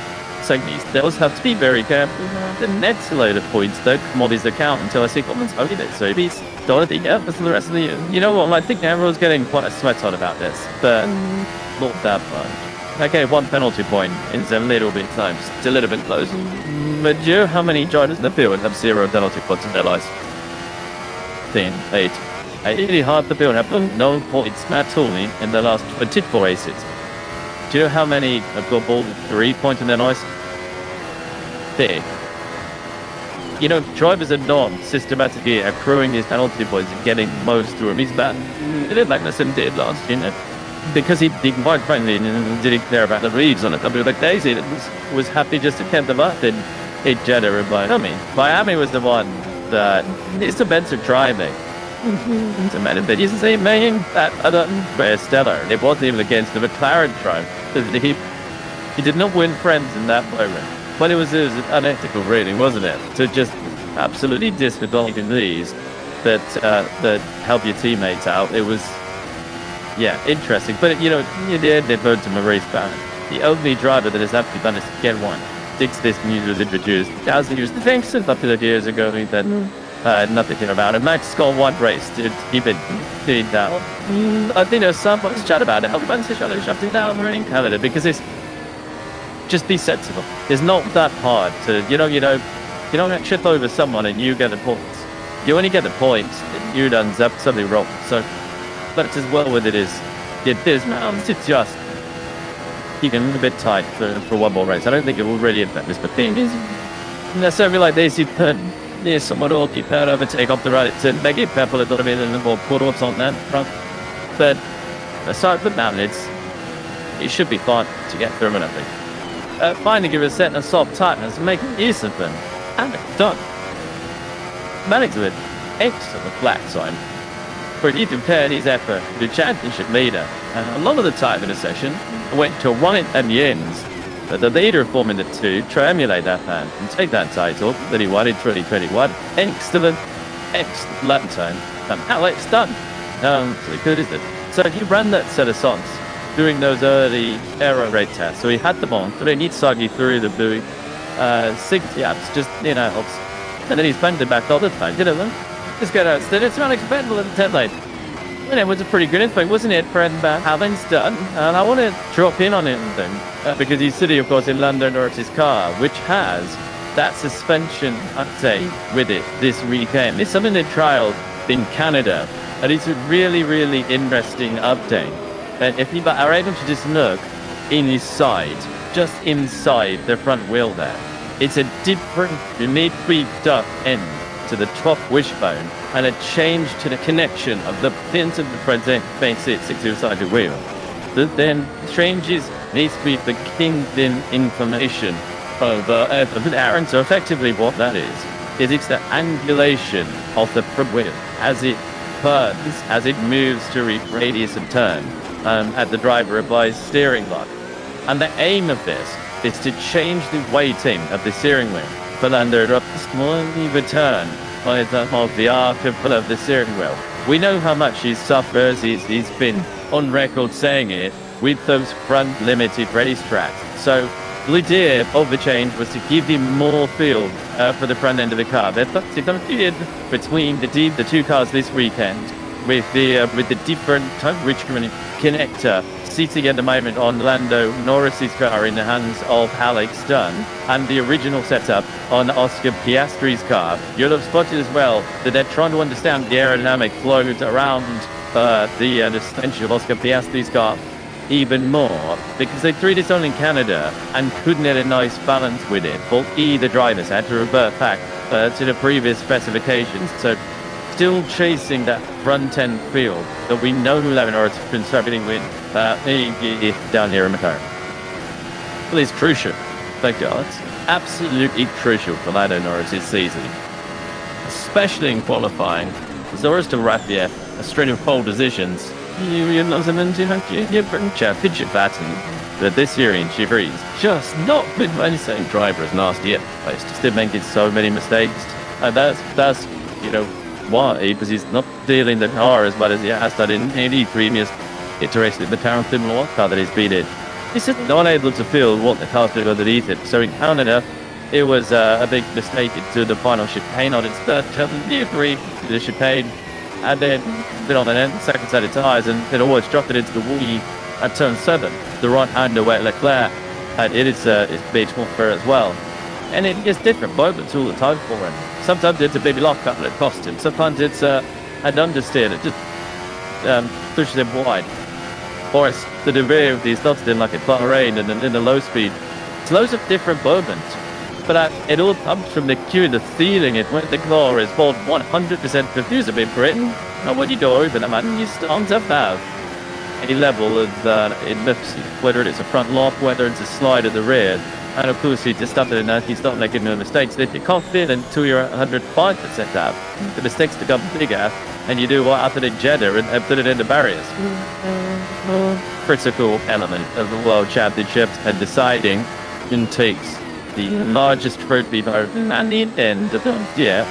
Liam Lawson, in close proximity to his rookie teammate, Hewson. Very back to the kids, having set the Singleton South time. His teammate Thatcher, and he plays a part. Well, just in the streets, we're trying to just tell you about the Ogami lap time. It's going to be very, very tight. There's some hard life stories. Wide over time to get to the end. And she wanted to get to out of me lap. Well, Hamilton is out on a soft time. So he's going to put in, you think, no, the previous, he tied in the Ferrari. We've only had Beganovich out there doing a time on the soft Ferrari, and Dino Beganovich just 17th, didn't get a second at the pace. So Hamilton will have it the one in. And then obviously only had slight definitive time as well to have that whole field within a second. Hamilton's had a slightly forward run plan, hasn't he? He's had a set mediums that you see these laps slightly back. He's done a 4 another 3-lap run and then 2 more 3-lap runs after that. So he hasn't done any sort of distance on any of those runs. So it completed trying different things out. This one in F1, what has set up leaks another already this very month testing, and then trying to work out how to get the boat started. The car they pull ahead. The other is going to send me a thing. They just running, needed a longer run, and on the hard stuff, snow, but it build up level of consistency. Whereas Wimbledon has just been near and out and in and out. All the mediums, to see if I've had a lower down at turn 9 before. Well, it's been subdued, but it's been political for Ferrari, and now they've seen where the set of salt is. I think of something for a minute to build to get it. You've probably seen that lap in a few moments' time, and you're looking for Lando and also he's had some mighty resemblances around so many racetracks around the world.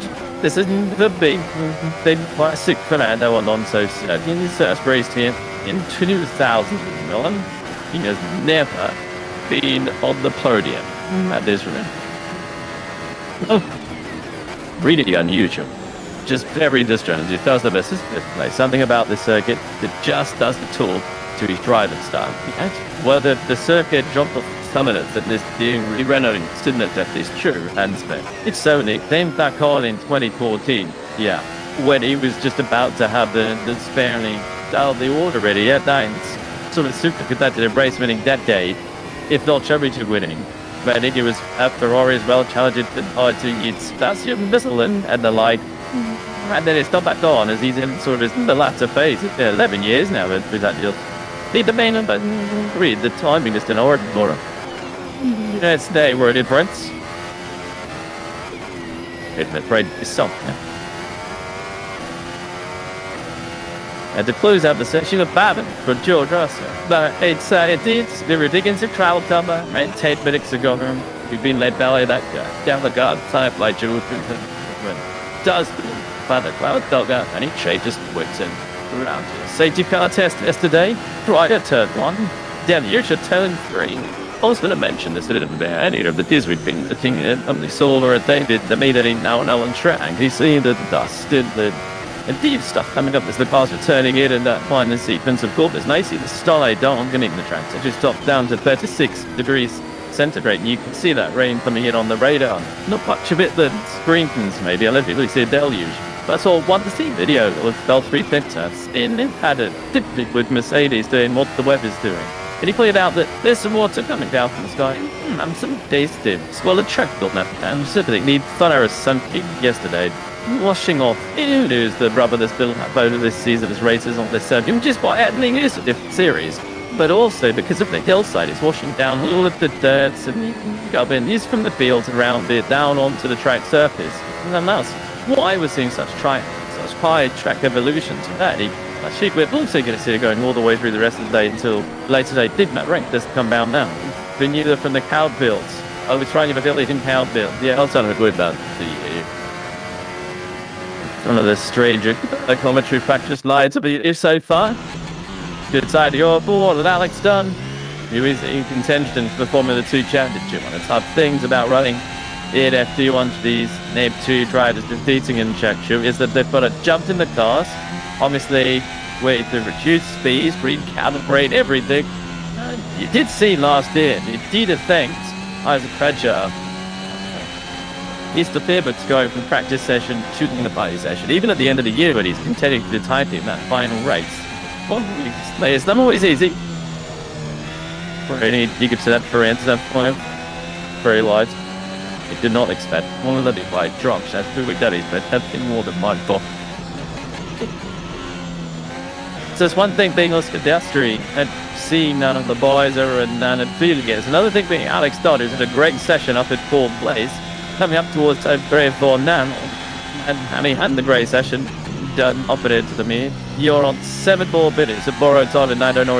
You can see the little bit of moisture there, and it's up to the hill now at turn 3. So I think you just have to play it a little bit safer in your car, and to boot needs the car of every championship contender. I think the bigger factor is the one there is some sprinkling. The brain is what you might be slightly tuning rate. See from the vitamins. It banks been fires off the track. You're still getting pretty quickly grim.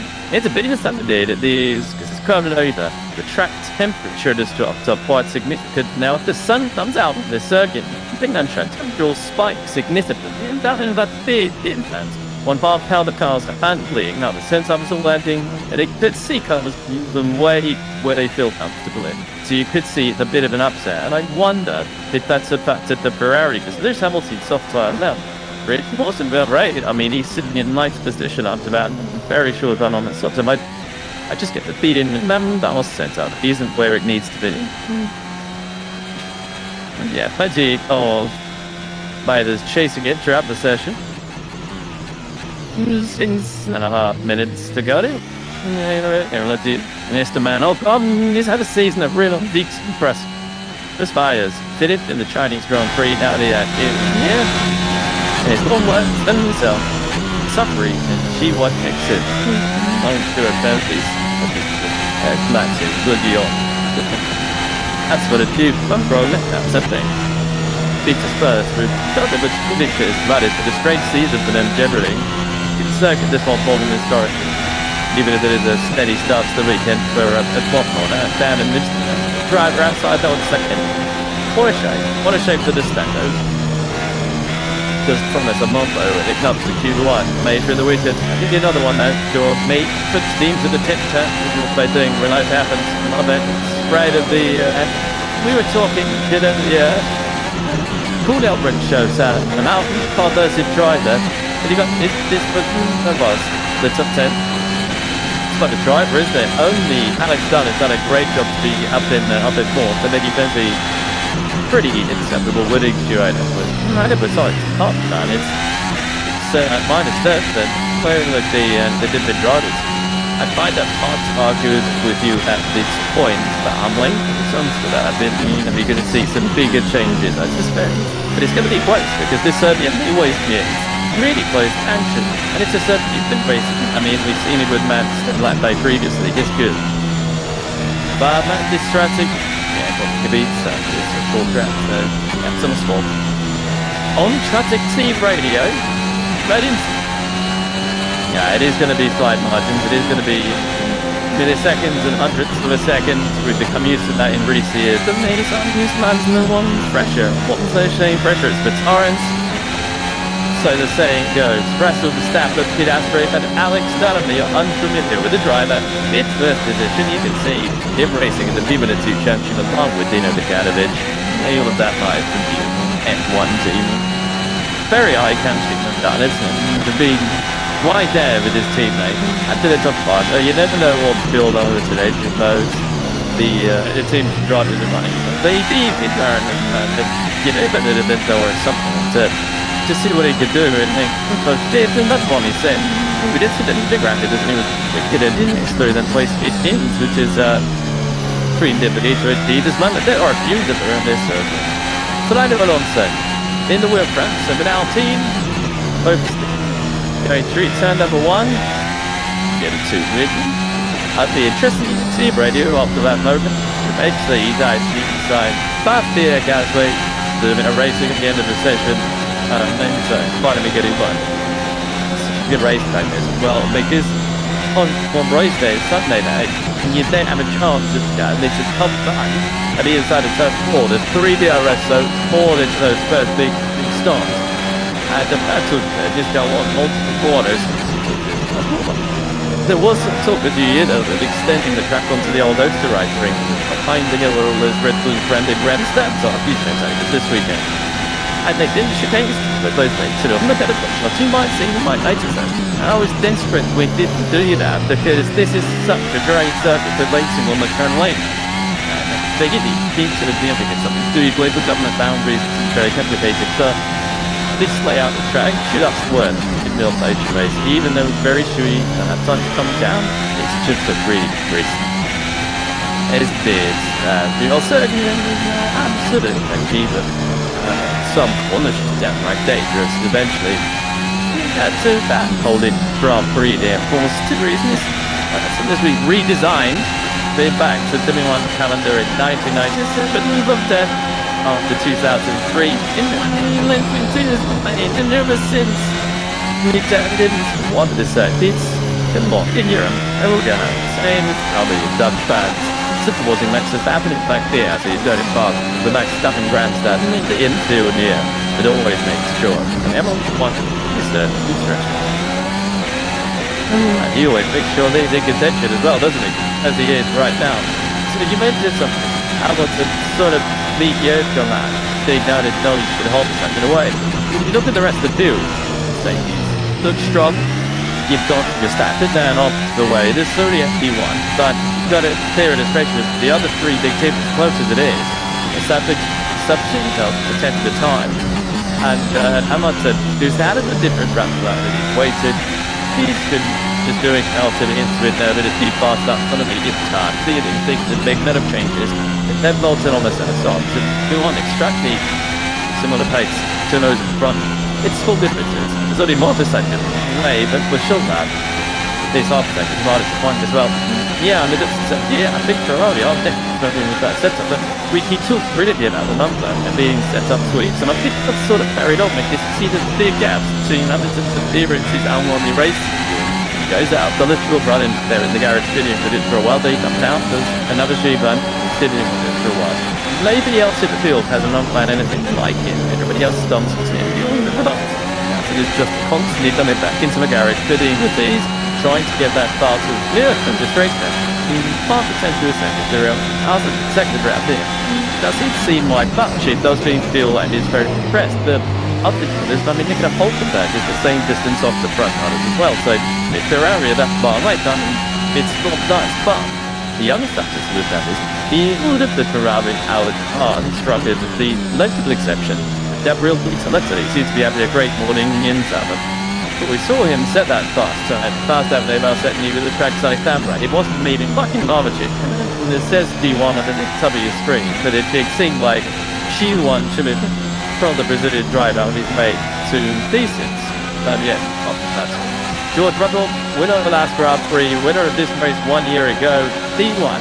At the end of the opening hour, I've done practice and I take the second. Well, a peak hour is complete, and there can be a bit of a headline made.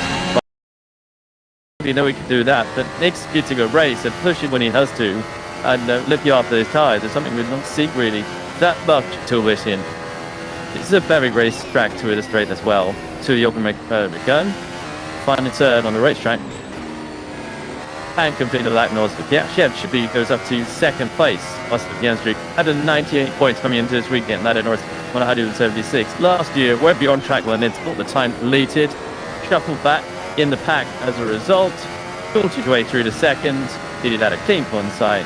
He inherited a big win when Norris and Verstappen came together. He's taken that step forward and hasn't really been in the position to need to inherit wins.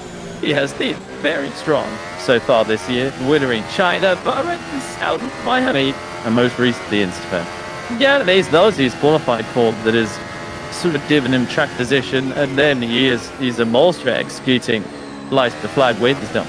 As we've seen with most of those. Miami was the one, wasn't he? Like getting up to second. And then he's hit the race quite as well to put it together, and it's none of the options he doesn't have right now. So just think, you know, then swung knee brother way championship lead. Then we put him that now need him. The race win, through teaming.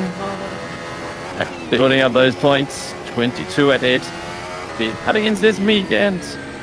The 11th round of this season, 25th of the season, all the way to December. A lot can change, upgrades to cars can change it. Verstappen, fastest part in sector, and anyone so far. 600th in the second way from the benchmark stage. But George Russell passed with Piastri in third position. A reminder for you, last year, Verstappen, very strong, only in the final stint did McLaren use their supreme tire manager on that champion the tires in comparison to the other teams. And that's how Landon Rush is able to reel him in. The fact that most stuff did stop as well. But around here, this is one of Verstappen's master circuits, isn't it? He just has a feel in this case. Started the weekend strong. And that's well. 5 margins we can expect around this circuit as well. 65 seconds for an entire lap. The quickest lap. Shortest lap in terms of time, yeah. So considerably as well. 65 seconds is going to mean traffic is going to be hectic. The qualifying, trying to find that clear space is always difficult. It's a deeply difficult task because the second half and a half is the blind Preston Avenue was letting you down at turn 9 and fast fuelers as well. So you won't be dealing anywhere near the racing line, or you're going to be getting some impeding penalties that everyone's going to be counting since tomorrow's qualifying. So I love the fact that it is usually tight margins. Can't watch it where much takes the field looks fell tense in one of the most staggering qualifying that he's done. Yuki Tsunoda is finishing his lap. If you're just pressing play and getting up to speed with the F1 weekend, wonderful to have your company. We've got updates on Magnus, including a new flame and some railway. We've been talking through them.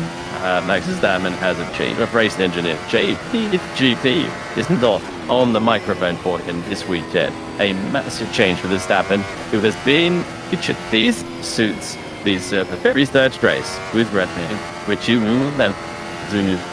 And of course, Verstappen, don't mention it to him because he's fed up with hearing it. One penalty point away from the pass still applies to expire after this run. Well, I have a question about that. The expiration date of those penalty points is Sunday. So and it's not part of the regulations, whether the expiration happens on the 30th of June or after the 30th of June. So I think there's a bit of debate about that. Because no one's ever tested that. But on top of that, something inspiration came up to the FIA and published their penalty guidelines, which is wonderful. Because now with things like you, the main rationale is for people getting told on. There's Esteban Ocon. From deep into turn number 1, brought out the yellow flags. The even other braking issues and calibrating correctly in the course of this session. So 50 minutes gone, 20 minutes to go, and Ocon just went deep. He's recovered to the first. Now they're trying to lift his teammate at the mid-month that they earlier on. It's on break his head. Parent bring license. Just up the juice at Joe, the my gates telling me what day of the week it was that his first time. And in the 0.65 measure Sunday on Monday, not on Sunday, so we don't have Richigamme every day. But it was off last year, wasn't it? That's right. I thought, how couldn't Steve, I didn't say, how couldn't Austria Sunday be on the same day? It's a new old cod box. Here I am. That's the thing. What I will say though, you would have put there's the radio. That's what's left, I think. You reckon? Yeah, that's it. It's not getting reused. First about alcohol. What I would say though is Max isn't outwards in terms of penalty points. So he does leads up in two penalty points and just takes it down to 3. This you look at that here by the outfit. He lends to things you can do to get 3 or you think 5 penalty points in the mid-chin session. So he does have to be very careful. The next load of points though come on his account until I see comments over it. So he's done it for the rest of the year. You know what? I think everyone's getting quite a sweat on about this, but not that much. Okay, 1 penalty point is a little bit times. It's a little bit close. But do you know how many drivers in the field have 0 penalty points in their lives? 10, 8. Really hard to build up no points at all in the last 24 races. Do you know how many have got ball 3 points in their lives? Big. You know, drivers are not systematically accruing these penalty points and getting most through them. He's bad. He did like Magnussen did last year, because he quite frankly didn't care about the reads on it. I mean, like Daisy was happy just to keep them up in Jeddah and Miami was the one that is the better driving. It's a matter that he's the main that other stellar. It wasn't even against the McLaren drive. He did not win friends in that moment. But it was unethical, really, wasn't it? To just absolutely disregard in these that help your teammates out. It was, yeah, interesting. But you know, in the end, they voted him a race ban. The only driver that has actually done is to get one. Since this news was introduced, DAZN used the thing since up to years ago. That nothing about it. Max got 1 race to keep it down. I think there's some chat about it. How about shut it down in Canada because it's. Just be sensible. It's not that hard. You don't trip over someone and you get the points. You only get the points if you done something wrong. So that's as well with it is. It's just you can a bit tight for 1 more race. I don't think it will really affect this, but thing is necessarily like this. You put someone will keep that overtake off the right to make it purple a little bit and more pull-ups on that front. But aside from that, it should be fine to get through it, I think. Finally, give a set and soft tightness and make use of them. And it's done. Managed with excellent black sign. For he compared his effort to the championship leader. A lot of the time in the session went to one at the ends. But the leader of Formula 2 to emulate that man and take that title that he won in 2021. Excellent lap time. How it's done. Really good, isn't it? So he ran that set of songs during those early aero raid tests. So he had them on, but he needs Soggy through the blue 60 apps, just, helps. And then he's banged it back all the time, Just get out. It's not expendable in the 10 lane. And it was a pretty good info, wasn't it, for Alvin's done? And I want to drop in on it then, because he's sitting, of course, in London or his car, which has that suspension update with it this weekend. It's something they trialed in Canada, and it's a really, really interesting update. And if you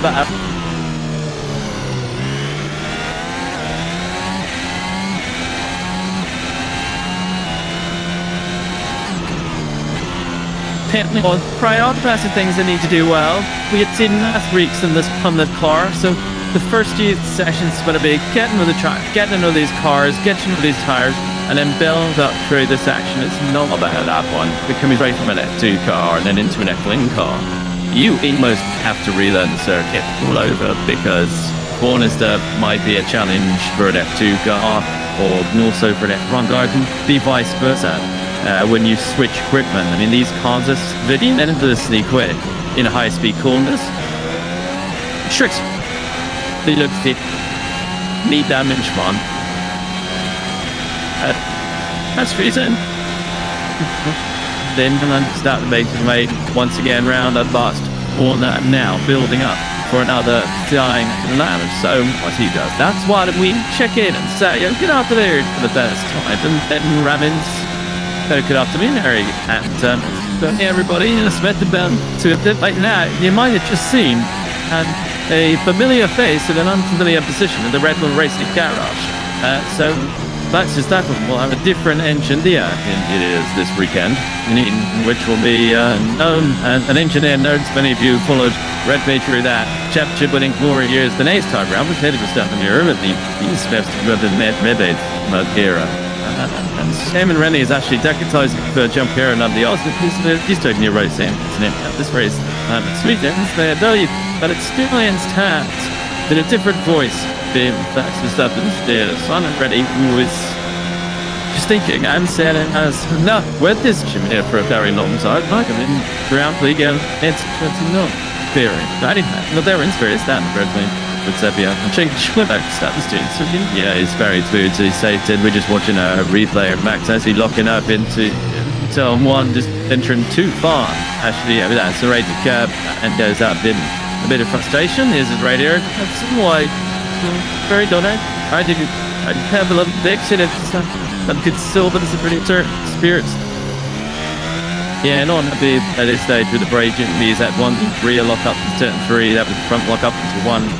But made to be expected of him. The Brenton's currently available, and let's say, but yeah, the amount of rain that we had overnight and into the early hours of the morning is definitely wide off. And an even that we had down previously is a track that is used a lot, and there was a lot of rubber down yesterday, but not the case today. So yeah, very low grip at this stage. It's very quite surface here, so the ash chambers trucks below, spawn below the stone level.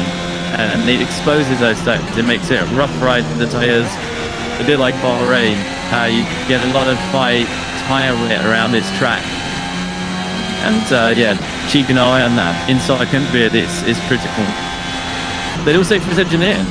And that's going to be, well, a challenge. I mean, I know he's experienced. Well, yes, and but it's Ricardo Webber, didn't he? Right in Kubica Alonso. That's pretty big hitters. That's when Alessandro and Brenner. Big hitters, and then of course there's Max Verstappen. I hope for his sake that he has an easy ride of things this weekend. Just think that Max should be quite demanding on the radio sometimes to talk to his engineer. I think this thing might be that, he has a lot of experience, like I said, but he also had a lot of experience with Max, and I've sat a lot of the debriefs, and I've listened to a lot of the radio. He really understands what he wants to hear at my end and hardly work. So It's not like a new engineer coming in that's never seen as you meet there. You really understand that they come out very much GP work, what information emails. So I think that transition will help you begin work.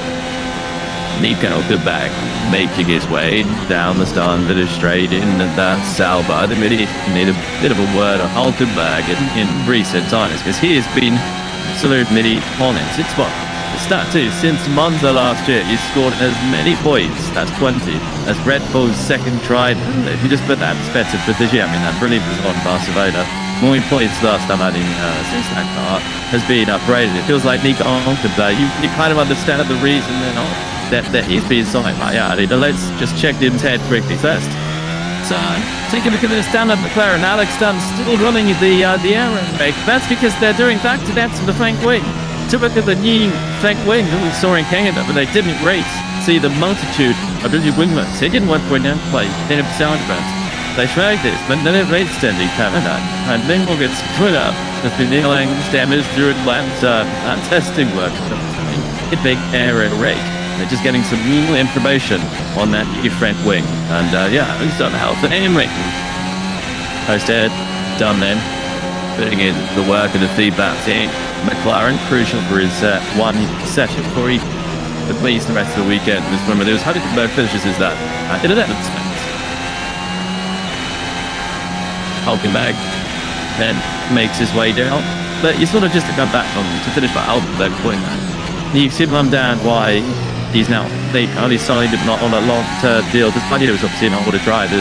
He's very experienced. He's thinking what it is, getting into more maybe at the end of his career, but he showed that there are points to be scored. He's the man that can get those positions. That's always Steve Norton. As a pro, he's an adaptable driver. You throw him into any scenario, he's a survivor quite usually. He's couldn't always do a rain like Brazil last year with their extreme conditions. But he's usually going to be that kind of driver that will bag some points if they're available, and also help steer a team through a transition period they're about to embark on. And second with the epic, so I think we can see something that we can sort enough.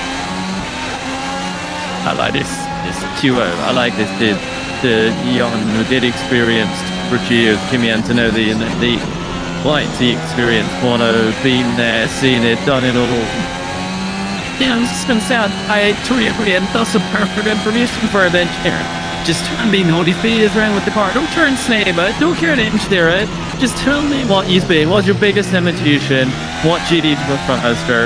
You're not an engineer at GMT battle answer. Like, sometimes you get messages that are 2 or 3 steps ahead. He just wants support, perhaps. Exactly, yeah, so yeah, would have overcomplicated things in a scenario as Jimmy Tillery. So I bought this front locking. I think we need to come in and make a change to the car. I think we should probably go softer in the front laydown. And also, I think we should go a little bit rearward on the brake wide or X corner and Y corner.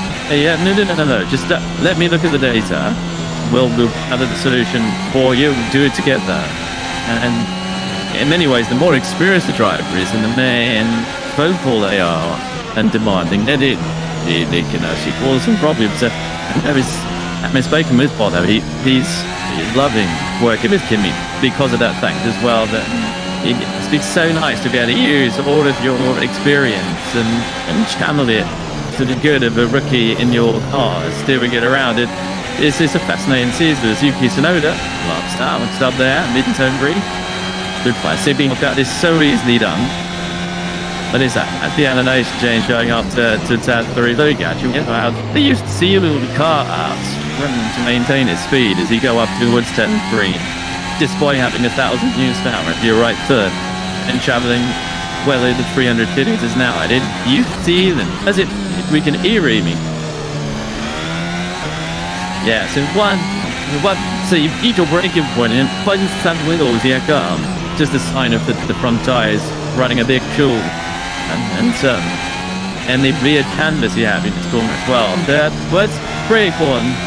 Understood Kopic is not doing what you expected. He shouldn't have both front wheels be left up. So taking this all usually one or the other.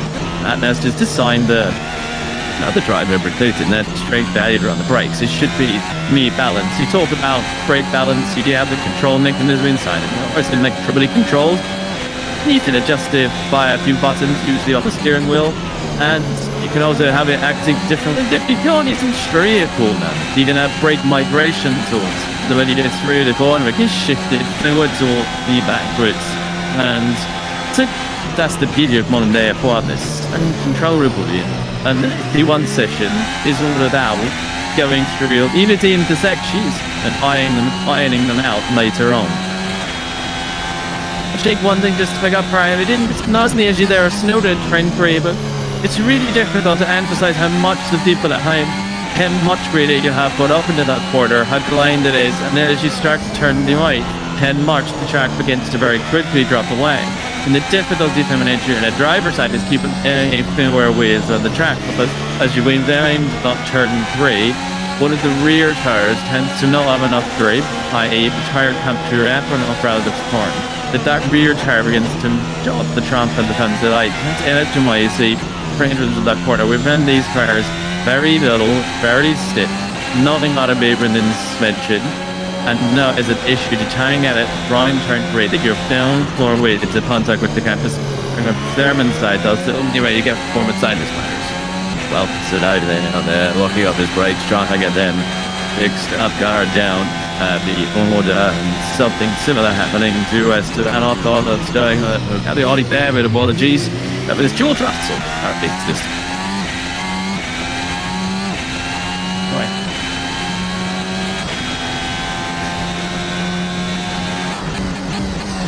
So, Behrman in the house then, just display how easy it also is to lock up around here. Hamilton on that last time, but himself in 17, very much gathering day with that huge airway break on the back of the Ferrari. It's George Russell, who's currently fastest.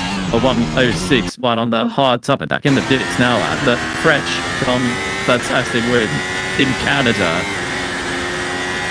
Did radio? Doing okay? People are a bit short with the gearbox. Oh dear. That's what you want to hear. He was able to shoot. It's just on an exit of 10 and 8 down. Driving in very slowly as Hamilton approaches that. The pit lane entry line. It's a tricky pit lane. It's tricky pit lane entry line as well here. It's in racing scenario when you're trying to carry the speed, it's so easy to go over the white line. And as you understeer through that corner, Hamilton from news down the pit lane now. Eventually, you'll be able to get back out there, brother. You sounded ominous from the engineer, didn't it? But he's made it back. Well, and beat the analyze everything. It is a tricky bit in entry, isn't it? Because during the race, especially, you're qualifying. You're going in really kind of commit early. There's white line, there are 60-meter break, which you're coming in. So just right out of turn 9, you've got to be committed. Otherwise, well, you're another penalty. Then you have to slow down. So much more than the usual racing, usual racing speed through the corner. You can easily hold up, through no point of view, right? Hold up the person that's behind you, or you ruin the driver's lamp that is behind. And there's nothing that anyone can do about it apart from manage the gap from an engineer's point of view, but that's still an ever-changing thing. Well, after on track, still this.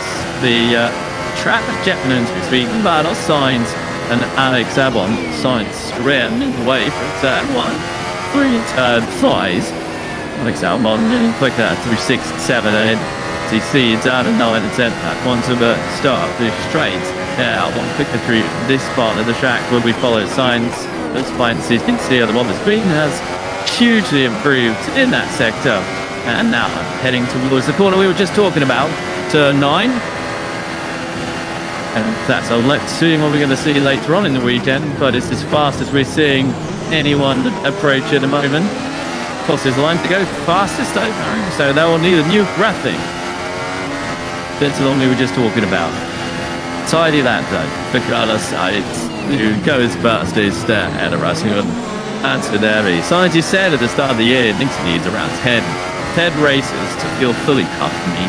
It is new surrounding, but we now know that the 11th near 3 of the year. So while Alex Albon has really had some headline results this year, scientists it's going to be wanting to continue. Well, that seems to him. You want to be right up there, Alex Albon, the top 5 finishes so far this year. Williams with a real step up this season. Team Britain, James Bowers coming into this weekend too, and signing the contract extension with the team to remain there, showing his commitment with the team.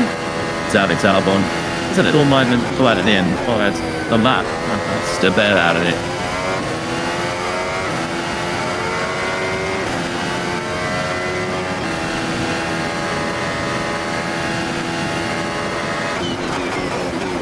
Doing okay? I'd be sure with a gearbox.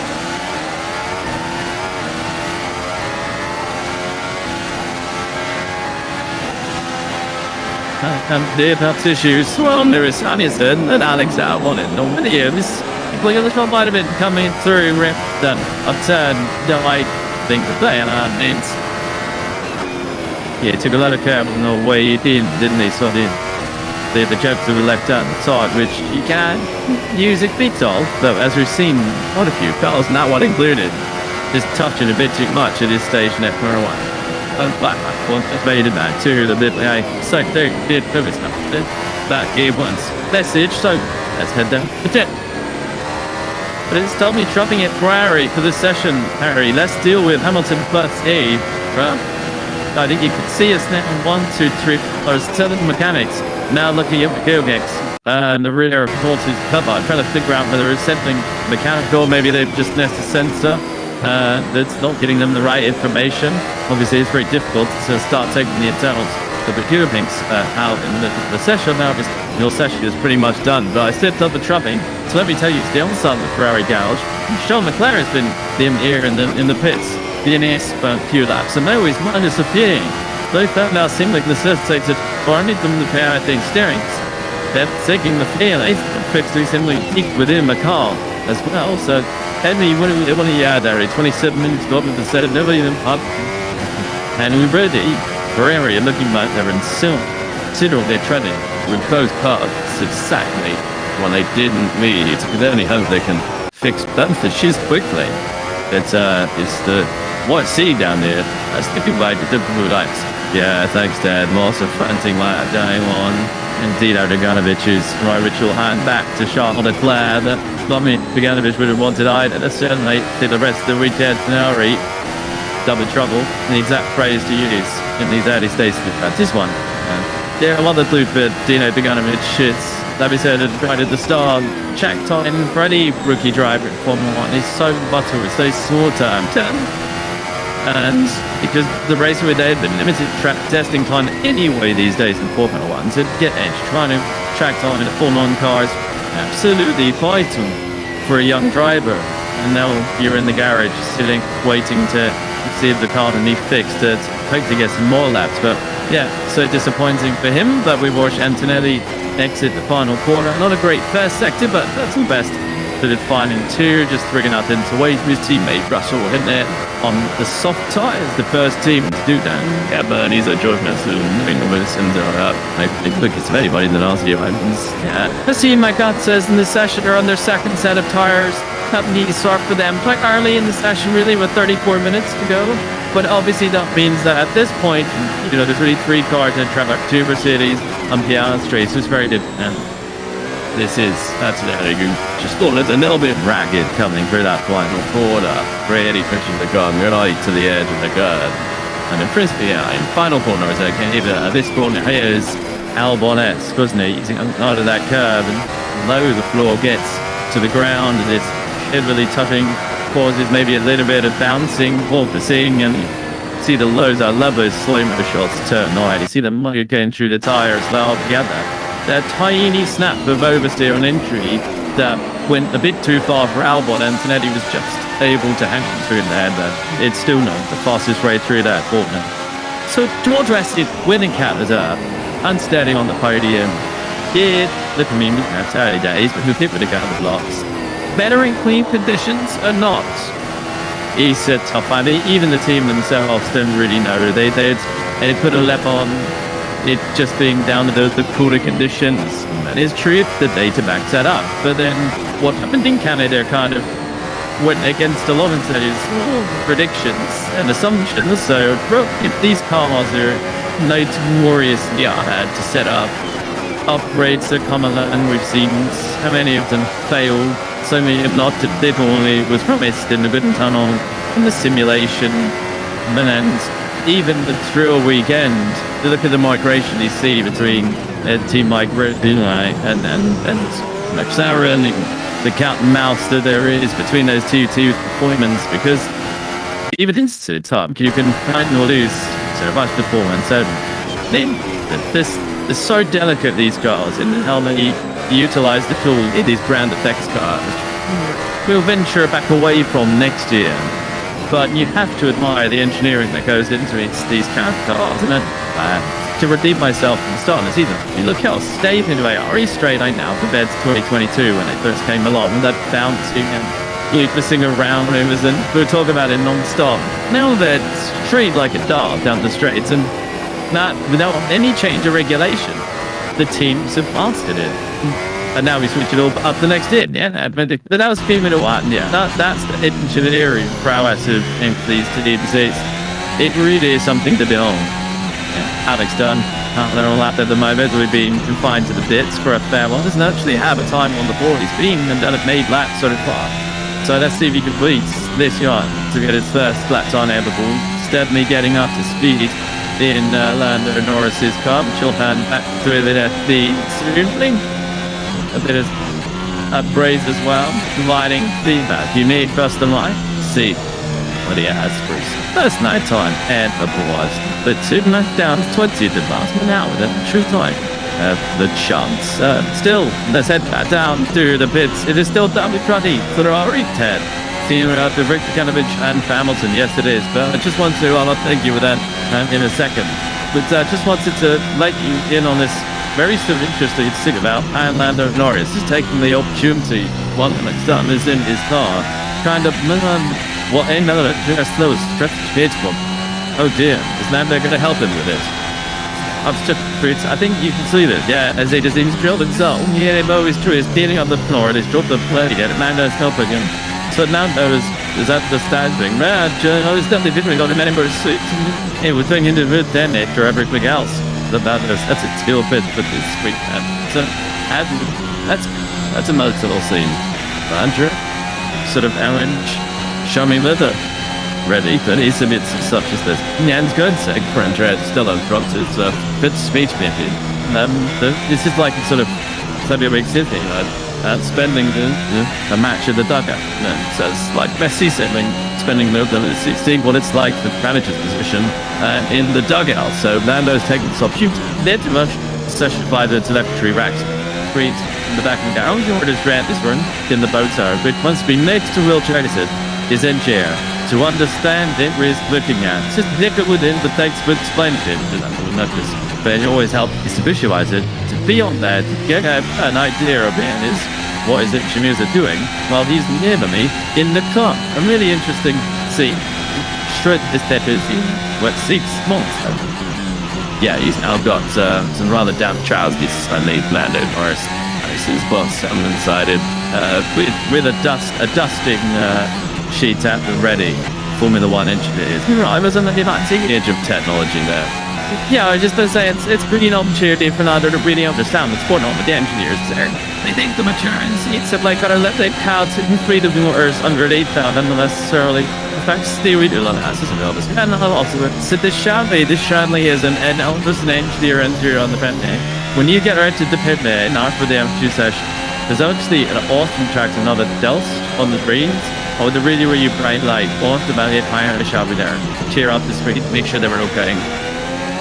Yellow flag out on the track at the moment. Fernando Alonso is facing plainly round.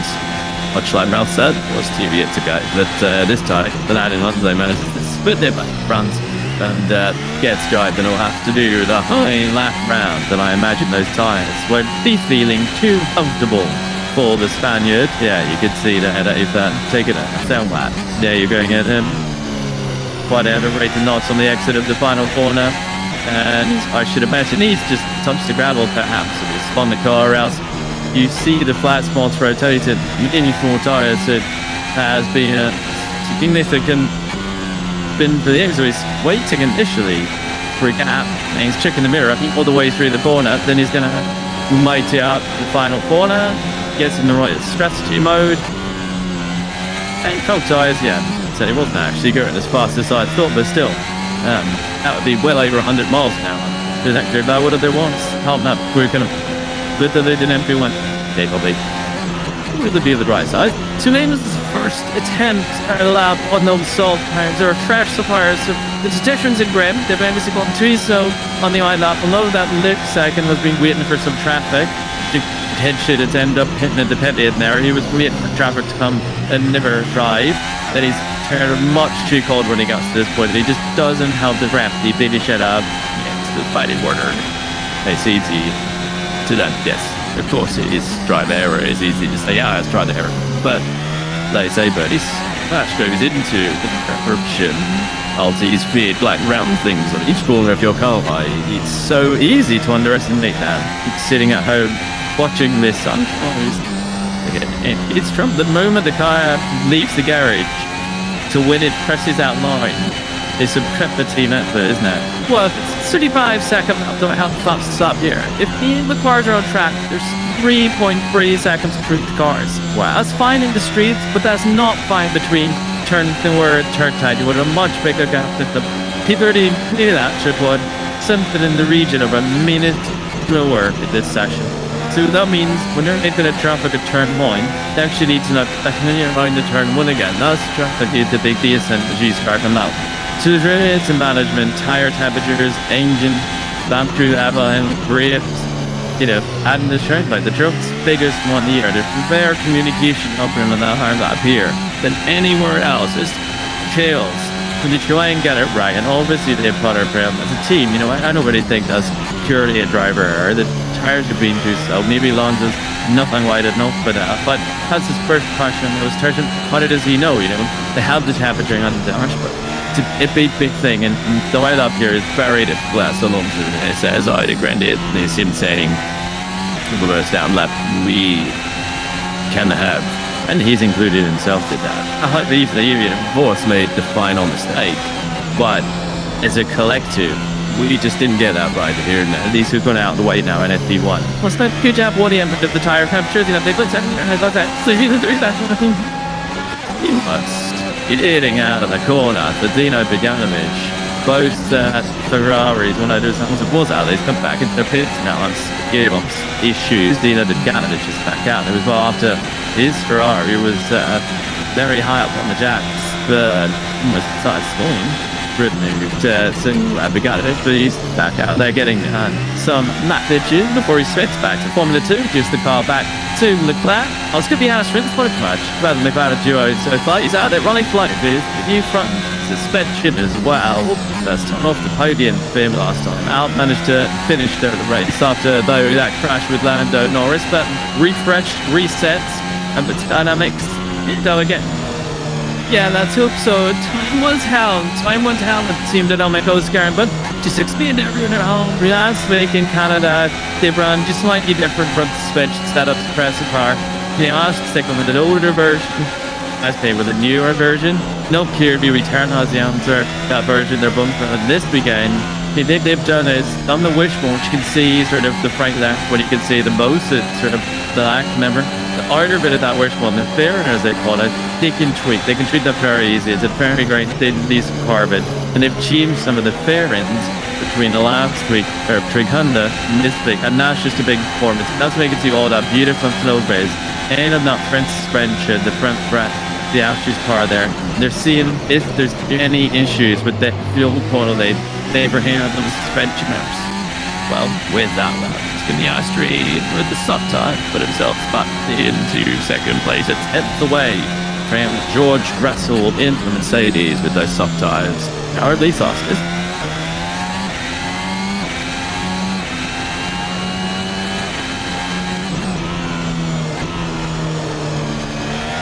Another bit out in the 18 rounds, the final forward up, currently down in the lobster. Where does this start for the personal bests in every sector? For the Austrian side, puts himself up at the 13th. Now, initially, the press release was 5 races for him, but now it seems like he's going to be on a race-by-race basis for Colapinto. There will be judged positives now. He months himself under the second, just over half the massive blip. Well, it didn't say. I felt like he had a better be gents. Lost time in Canada. Good qualifying, ended up starting in top 10 due to penalties. points didn't come his way, but having started the weekends, and besides that, he looked a bit money seeing that I had a couple of spins in practice. He never had needed to be tempted to give the client a result. Actually, to be honest, Harry, there, why he had expected in his return. I know it's his first time at Alpine, but his return to the company of Formula 1 machinery, I kind of expected that, naturally, that performance to carry on from his days at Williams. And I was surprised when he first took over from Doohan. Turned up, isn't there? We've seen lots of other rookies this season, Antonelli and this guy watching on the screen as well, Isaac Hadjar, really take to it quickly, and they look like pros straight away. But Paul Pinto looked a little bit out of his depth. They didn't honesty at the start of his time at Alpine. The Canada was the first Prince we've seen, in my opinion, of what we saw from him and did in Williams. So hopefully for his sake he can continue that trend and continue building on that the weekends. But yeah, Canada over track. This one as well, of course, but in a very different way. So let's see if he can carry things on, keep that momentum going. Yeah, well, this he didn't know Canada. He's already did the Olympic second here last year in F2. The Gabriel into that, so obviously very different car, but at least you know find us benchmark that familiarity. It's almost what started the rookies in the field. Talk of another driver who is still trying to get on top of his car. He's owner in the Red Bull. But he mentioned Bortoletto there. He's currently P5, only 3/10 away from first fastest that. So obviously a circuit he enjoys as well. Well, up the winner and the winner of the two feature races last year for Gabriel Bortoletto. Now maybe the pressure is slightly ramping up on his side of the garage of Holtenberg, and he scored a couple of points. Holtenberg up in 10th at the moment. Their gas is right up there as well in fourth for the Alpine. Looking at the corner analysis down at turn 3-7. Slowest forming the track, that hairpin, the result locked up from Tsunoda earlier on. And Russell was able to get on tower earlier than it seems compared to Verstappen. So an interesting comparison there. 20 minutes, just over that to go. Yellow flag out on track, and it's Preston off court, who's down the men off. So one line reverse. Maybe to get it back into drive and make his way back onto the circuit. He's just snatched a break there and run it deep. But George Russell currently quickest of the 20 drivers out of fewer bits, who's Esteban Ocon takes the rejoin road and safely rejoins the Red Bean ring. Less than 20 minutes remaining of SP1.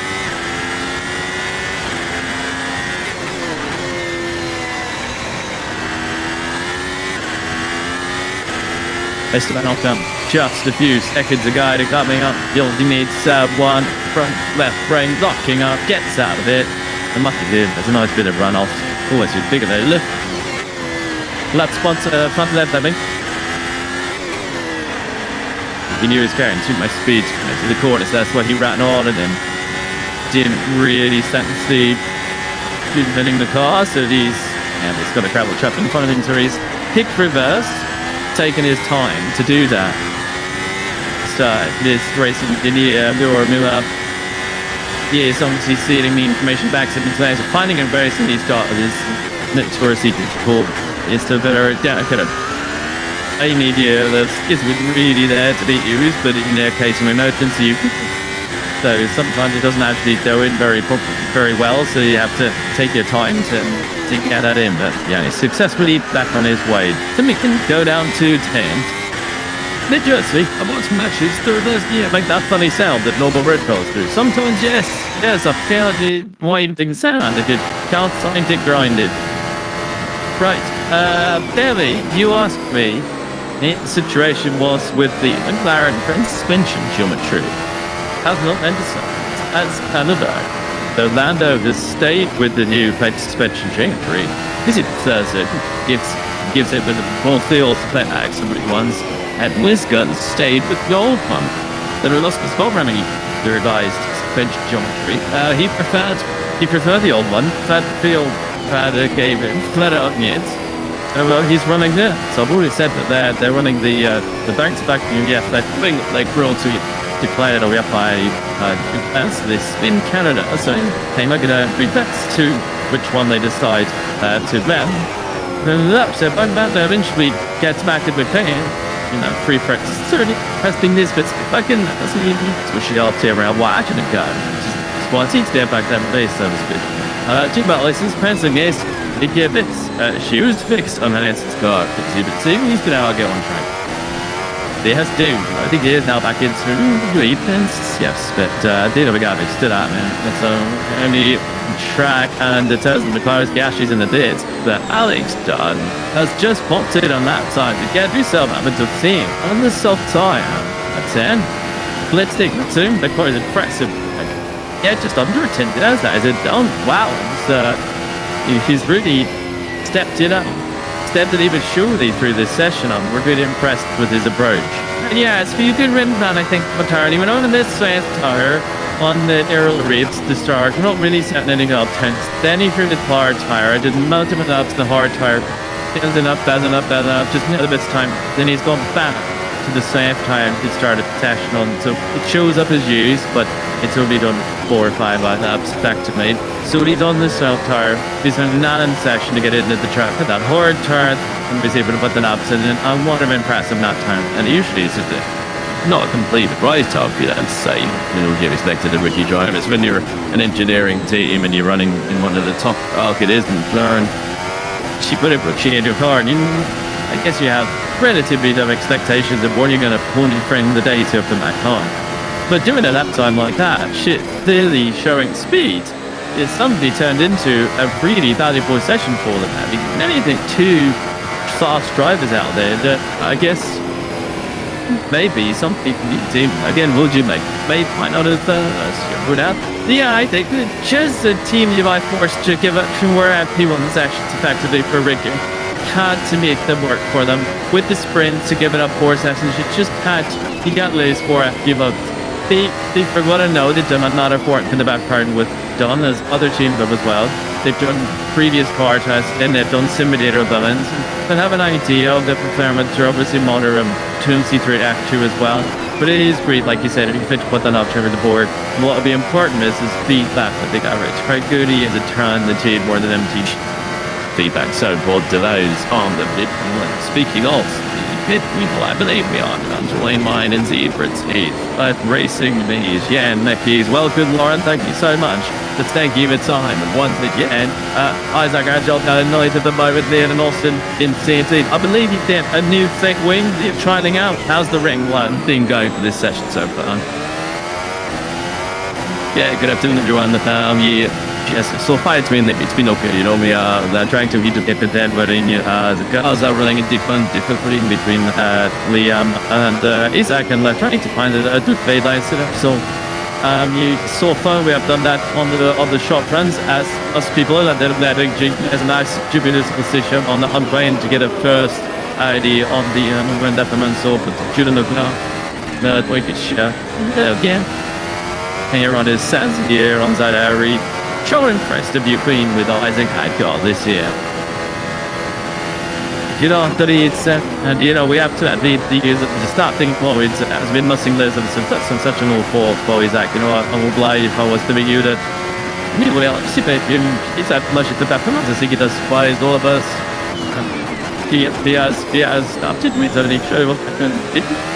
We don't very don't do a substitute winning to learn, and he's making already huge progress. I guess it's people to use the space of it on enables to make sure we have them a lot more deep to keep it because at the base is starting point. No, this is Birdie. Thank you for joining us. It's a quick fire question on your first answer on the need for a wing. Which driver is running the newest for them, and which one do you think is hurrying into the rest of the session? So, but we all be especially ship but he's after shut up away again. Honestly, it is done. I do the team that we continue running them, not because they won't be betting against him later, but just because it's evaluations we can for. She could have of the it may be that because it's a different don't or 7 for it's a fun show. It seems to be that Rishi. We'll let long. You've got Liam Lawson heading towards you in the pit lane now, so I'll let you get back to my Adler. Thank you. Secrets being raised. I was like so much for your time, and hopefully we'll catch up. You know, about the news fast the weekend. As Lawson comes in, 10-minute hits his marks. Right, this boot stop seeing the team, the soft tires. Seiko replaced Timmy. Just to pick up on that pit stop, that's very slow for the bus that normally watch pit stops. This was a luxury they've done a plain and fine for a pit stop. The reason that they've done that is because car Germany was also in the garage, so they could have got one crew out there, even in the former pit stop, and that's what they would do in a plain and fine situation if they had suited no quiet system. So long as we Brian 78 seconds compared to the 2 or 3 races, you know, it's things like that that make them the difference today when it comes to steering. Points on Sunday, you did the Strats Championship right now, they aren't paid, and then points with has above, due to Calvin, well, it's suiting 28 points racing Leadersman, so on 28 points. So, apart from us, and I got those drivers scoring points, and he'd already said, well, I'd just be doing these, and I said, showed signs again, Monaco, and feels like he maybe has upped his game a bit, and still got some work to do. So important to racing moves that 2 cars in the fight and things like that off track in the pit lane, making the difference. I was really impressed with Lawson first came along. This situation that Isaac Adroff finds himself in now, and in all BC as it was last year, and we were, oh yeah, he's ready. Let's put it full inside maps and see how well he does. It's really intriguing to how Lawson would do, and I genuinely hoped that he would be somewhere close to the Statham at times, and I think it's been a real mental blow to look and handed on side max, and maybe a question of case it too much too soon, but the signs seem to be there as far as I could see that he would take to it well, and now I think he finds himself in a position where young rookies come in alongside it, because he's been put back into the racing news team, and Hajar is showing in the way. So Wilson's in a very interesting point in his career where he's going to re-energize himself. He's going to find what he had previously in that same team, so he can start to rebuild what maybe he's lost. You know, it's a Prince. It's been very dropped for me to by George Russell. I did think a few very early on this morning, but nothing much. It's been quite muggy today, so we are expecting Redbird. Are you on anything with the radars? Known to man, and there's proof of some grey clouds. He's actually about this is like there's so much training to be in a people together first, but I understand you, Vincent. I was just thinking, I was right behind the closure box. It's getting a bit dark right there. I looked at the radar. There's nothing up to see on there, which soon from the probably been Austrian. Where the hell is you don't see up to us almost 2 leads, so let the back from driver is great. But here just anything can happen. It's not just if you were trying to weekend what it was really interesting. So we're not expecting Rian this weekend. It was like one this fixture, you know, he needs to be paying what was ready for Rian. And you'd see that our Brad died on the radar there. That's a direction to be its contract, but not the direction it's blind. Over the hills, can't see it until it starts to tide of tramp. We had E. Hagen yesterday. You need to chat with any other time this time, but I don't care that. Should we visit? Yeah, so Bertie told me it was going to come over. Then, just Ed, you can see it here. Just to give you 2 things off. This one Bertie is constantly looking at. It feels like an orthodox meat limits. This is where the radar would where the rate might be. This fundamental term of the agency is written that is west of the circuit. No direction, that's very clear. There's no rain on there. There's no rain, it's just blind. So you can see the little bits into the southeast of us. Just as this went by, and that's really tricky on the pet race and the plane one fixed up. That's where I got a rain yesterday when you were going outside. I tend to bring it. I down to the same side. One of these green screens during the weather flood. I got it. The rest. We made transfer a different change of occupation. Well, we will keep you up to date with every single possible raindrop that may surround the course of track just more. We'll read the mountains as well here. So the weather could change quickly. That's 700, over 700 meters elevation. So not signing off actually compared to into Arbors. This is where you could set up 3 into 4. Pretty wide. you're not expecting more than mic drop. I'll still don't expect anything more than mic drop. There you go, that's indeed. The radar is suggesting only light glimpse. But listen, the mic drops won't do anything at all attempt to the grip. But sometimes they're going to occur. A little bit more stream on the visor. It's obviously racing towards that regular speed, and it streams past the visor. So it's that mid-word where you have to get over inside the car, where you tell yourself, I know there's just a few drops, but the drips made there on the visor. So it's nice in a way to have that information coming back to you from your engineering crew, telling you exactly, yes, it's not expected in any heavier. You know what line trips means in terms of the grid, so you carry on pushing with the confidence that it's going to be the same as the previous lap. Watch the 7 minutes remaining. Interesting to see Hans all the way down the old Renault's SD1, Ocon 19th, then down in 20th. As tracks guide, it's certainly one. Yes, that's his face, and it's delicious here in 2018. Their best results so far. So the previous team, they have done previous before me, but a lot of that form has come from straight mind speed. And speaking to Io Komatsu, I think this time last year, he was saying, yes, it's just the philosophy of our car. As he was then, at least lent himself well to these straight lines, and is something that playline gets mitigated because of the DRS sires. Got 3 massive DRS sets and encourages you almost to carry more downforce. And I mentioned the altitude as well. That the wheels don't bite into the air as much because that's thinner air. Nothing, of course, compared to Mexico City when we race there, but it still has an effect by using that downforce. So it encourages you to run higher wing levels. But when it comes to the race and you're not running DRS every lap, that's when that was very difficult to overtake. So it qualified pretty well, but then you almost want to be overtaken on and these straights, even with cars using DRS. Well, at the moment, I've got them both out of track there, but yeah, both down at 19th and 20th. That's because we've seen with Straddle and Ned, but they like to fuel while it's harder rain with, I think it's a bit, the more stuff they have made track excursion, both them and that thing. They only like harder fuel that much, and themselves in their lap times. They're doing Ember rims or 2 rims. But yeah, it's something on the lights is doing able to figure out and fix the pre-temps too, because the pace didn't seem to be there yet. Balance not to the Ocon them slightly in their type stead. Yeah, I think everybody is now on the high seal running. So that weekend you could afford some right behind the scenes features with the team across the qualifying race show. This Stratic, yeah, probably could beat, sir. It's a short track, so yeah, it's on a swap. It's Jimmy obviously knows this circuit, but Bono is straight away to try to counter-ride it down.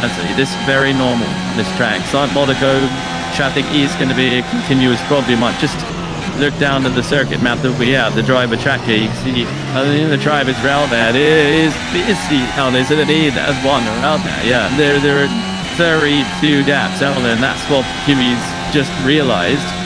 The Bono's straight ahead to try and calm the driver down.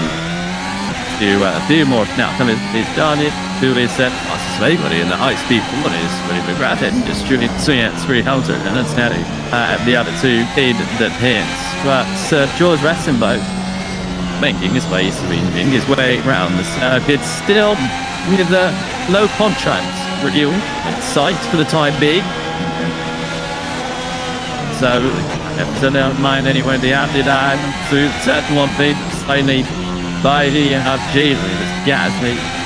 Yeah, just a minute up behind him is in the dirt. Yeah, so he does buy into turn 3. Does he? Yes, he does. So thankfully, what usually happens for a wondering, we've been thinking, please don't open your DRS as well, because that's usually what happens to the driver.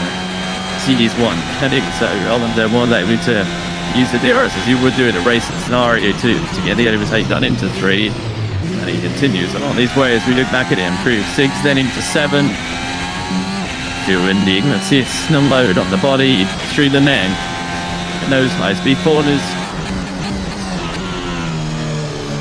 Then under that again. Yeah, then into that power obviously But see, information provided that. Circuits like this, there's just momentary as well, at 5 example.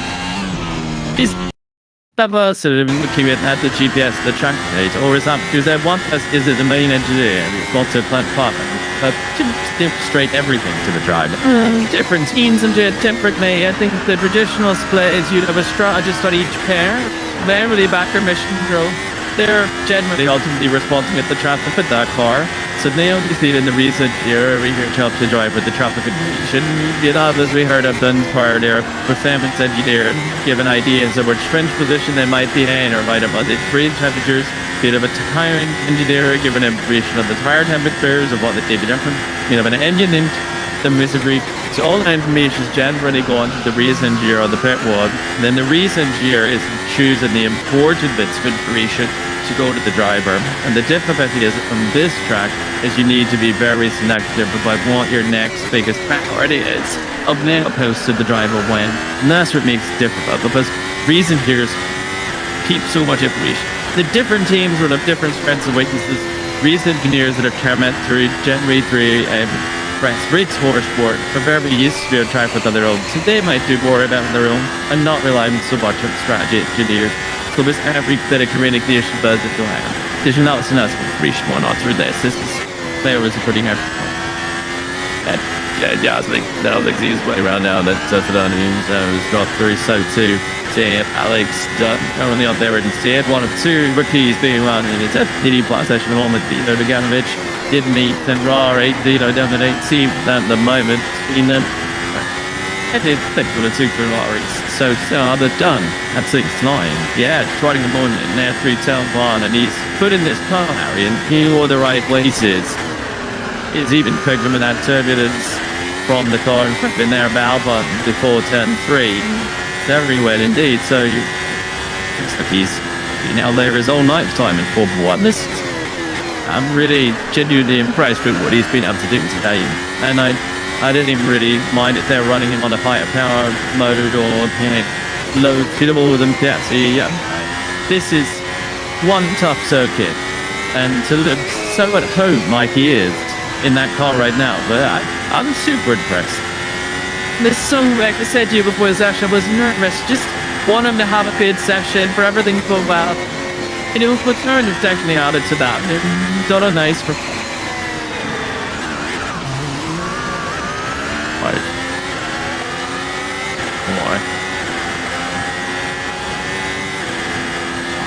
First class, what is it?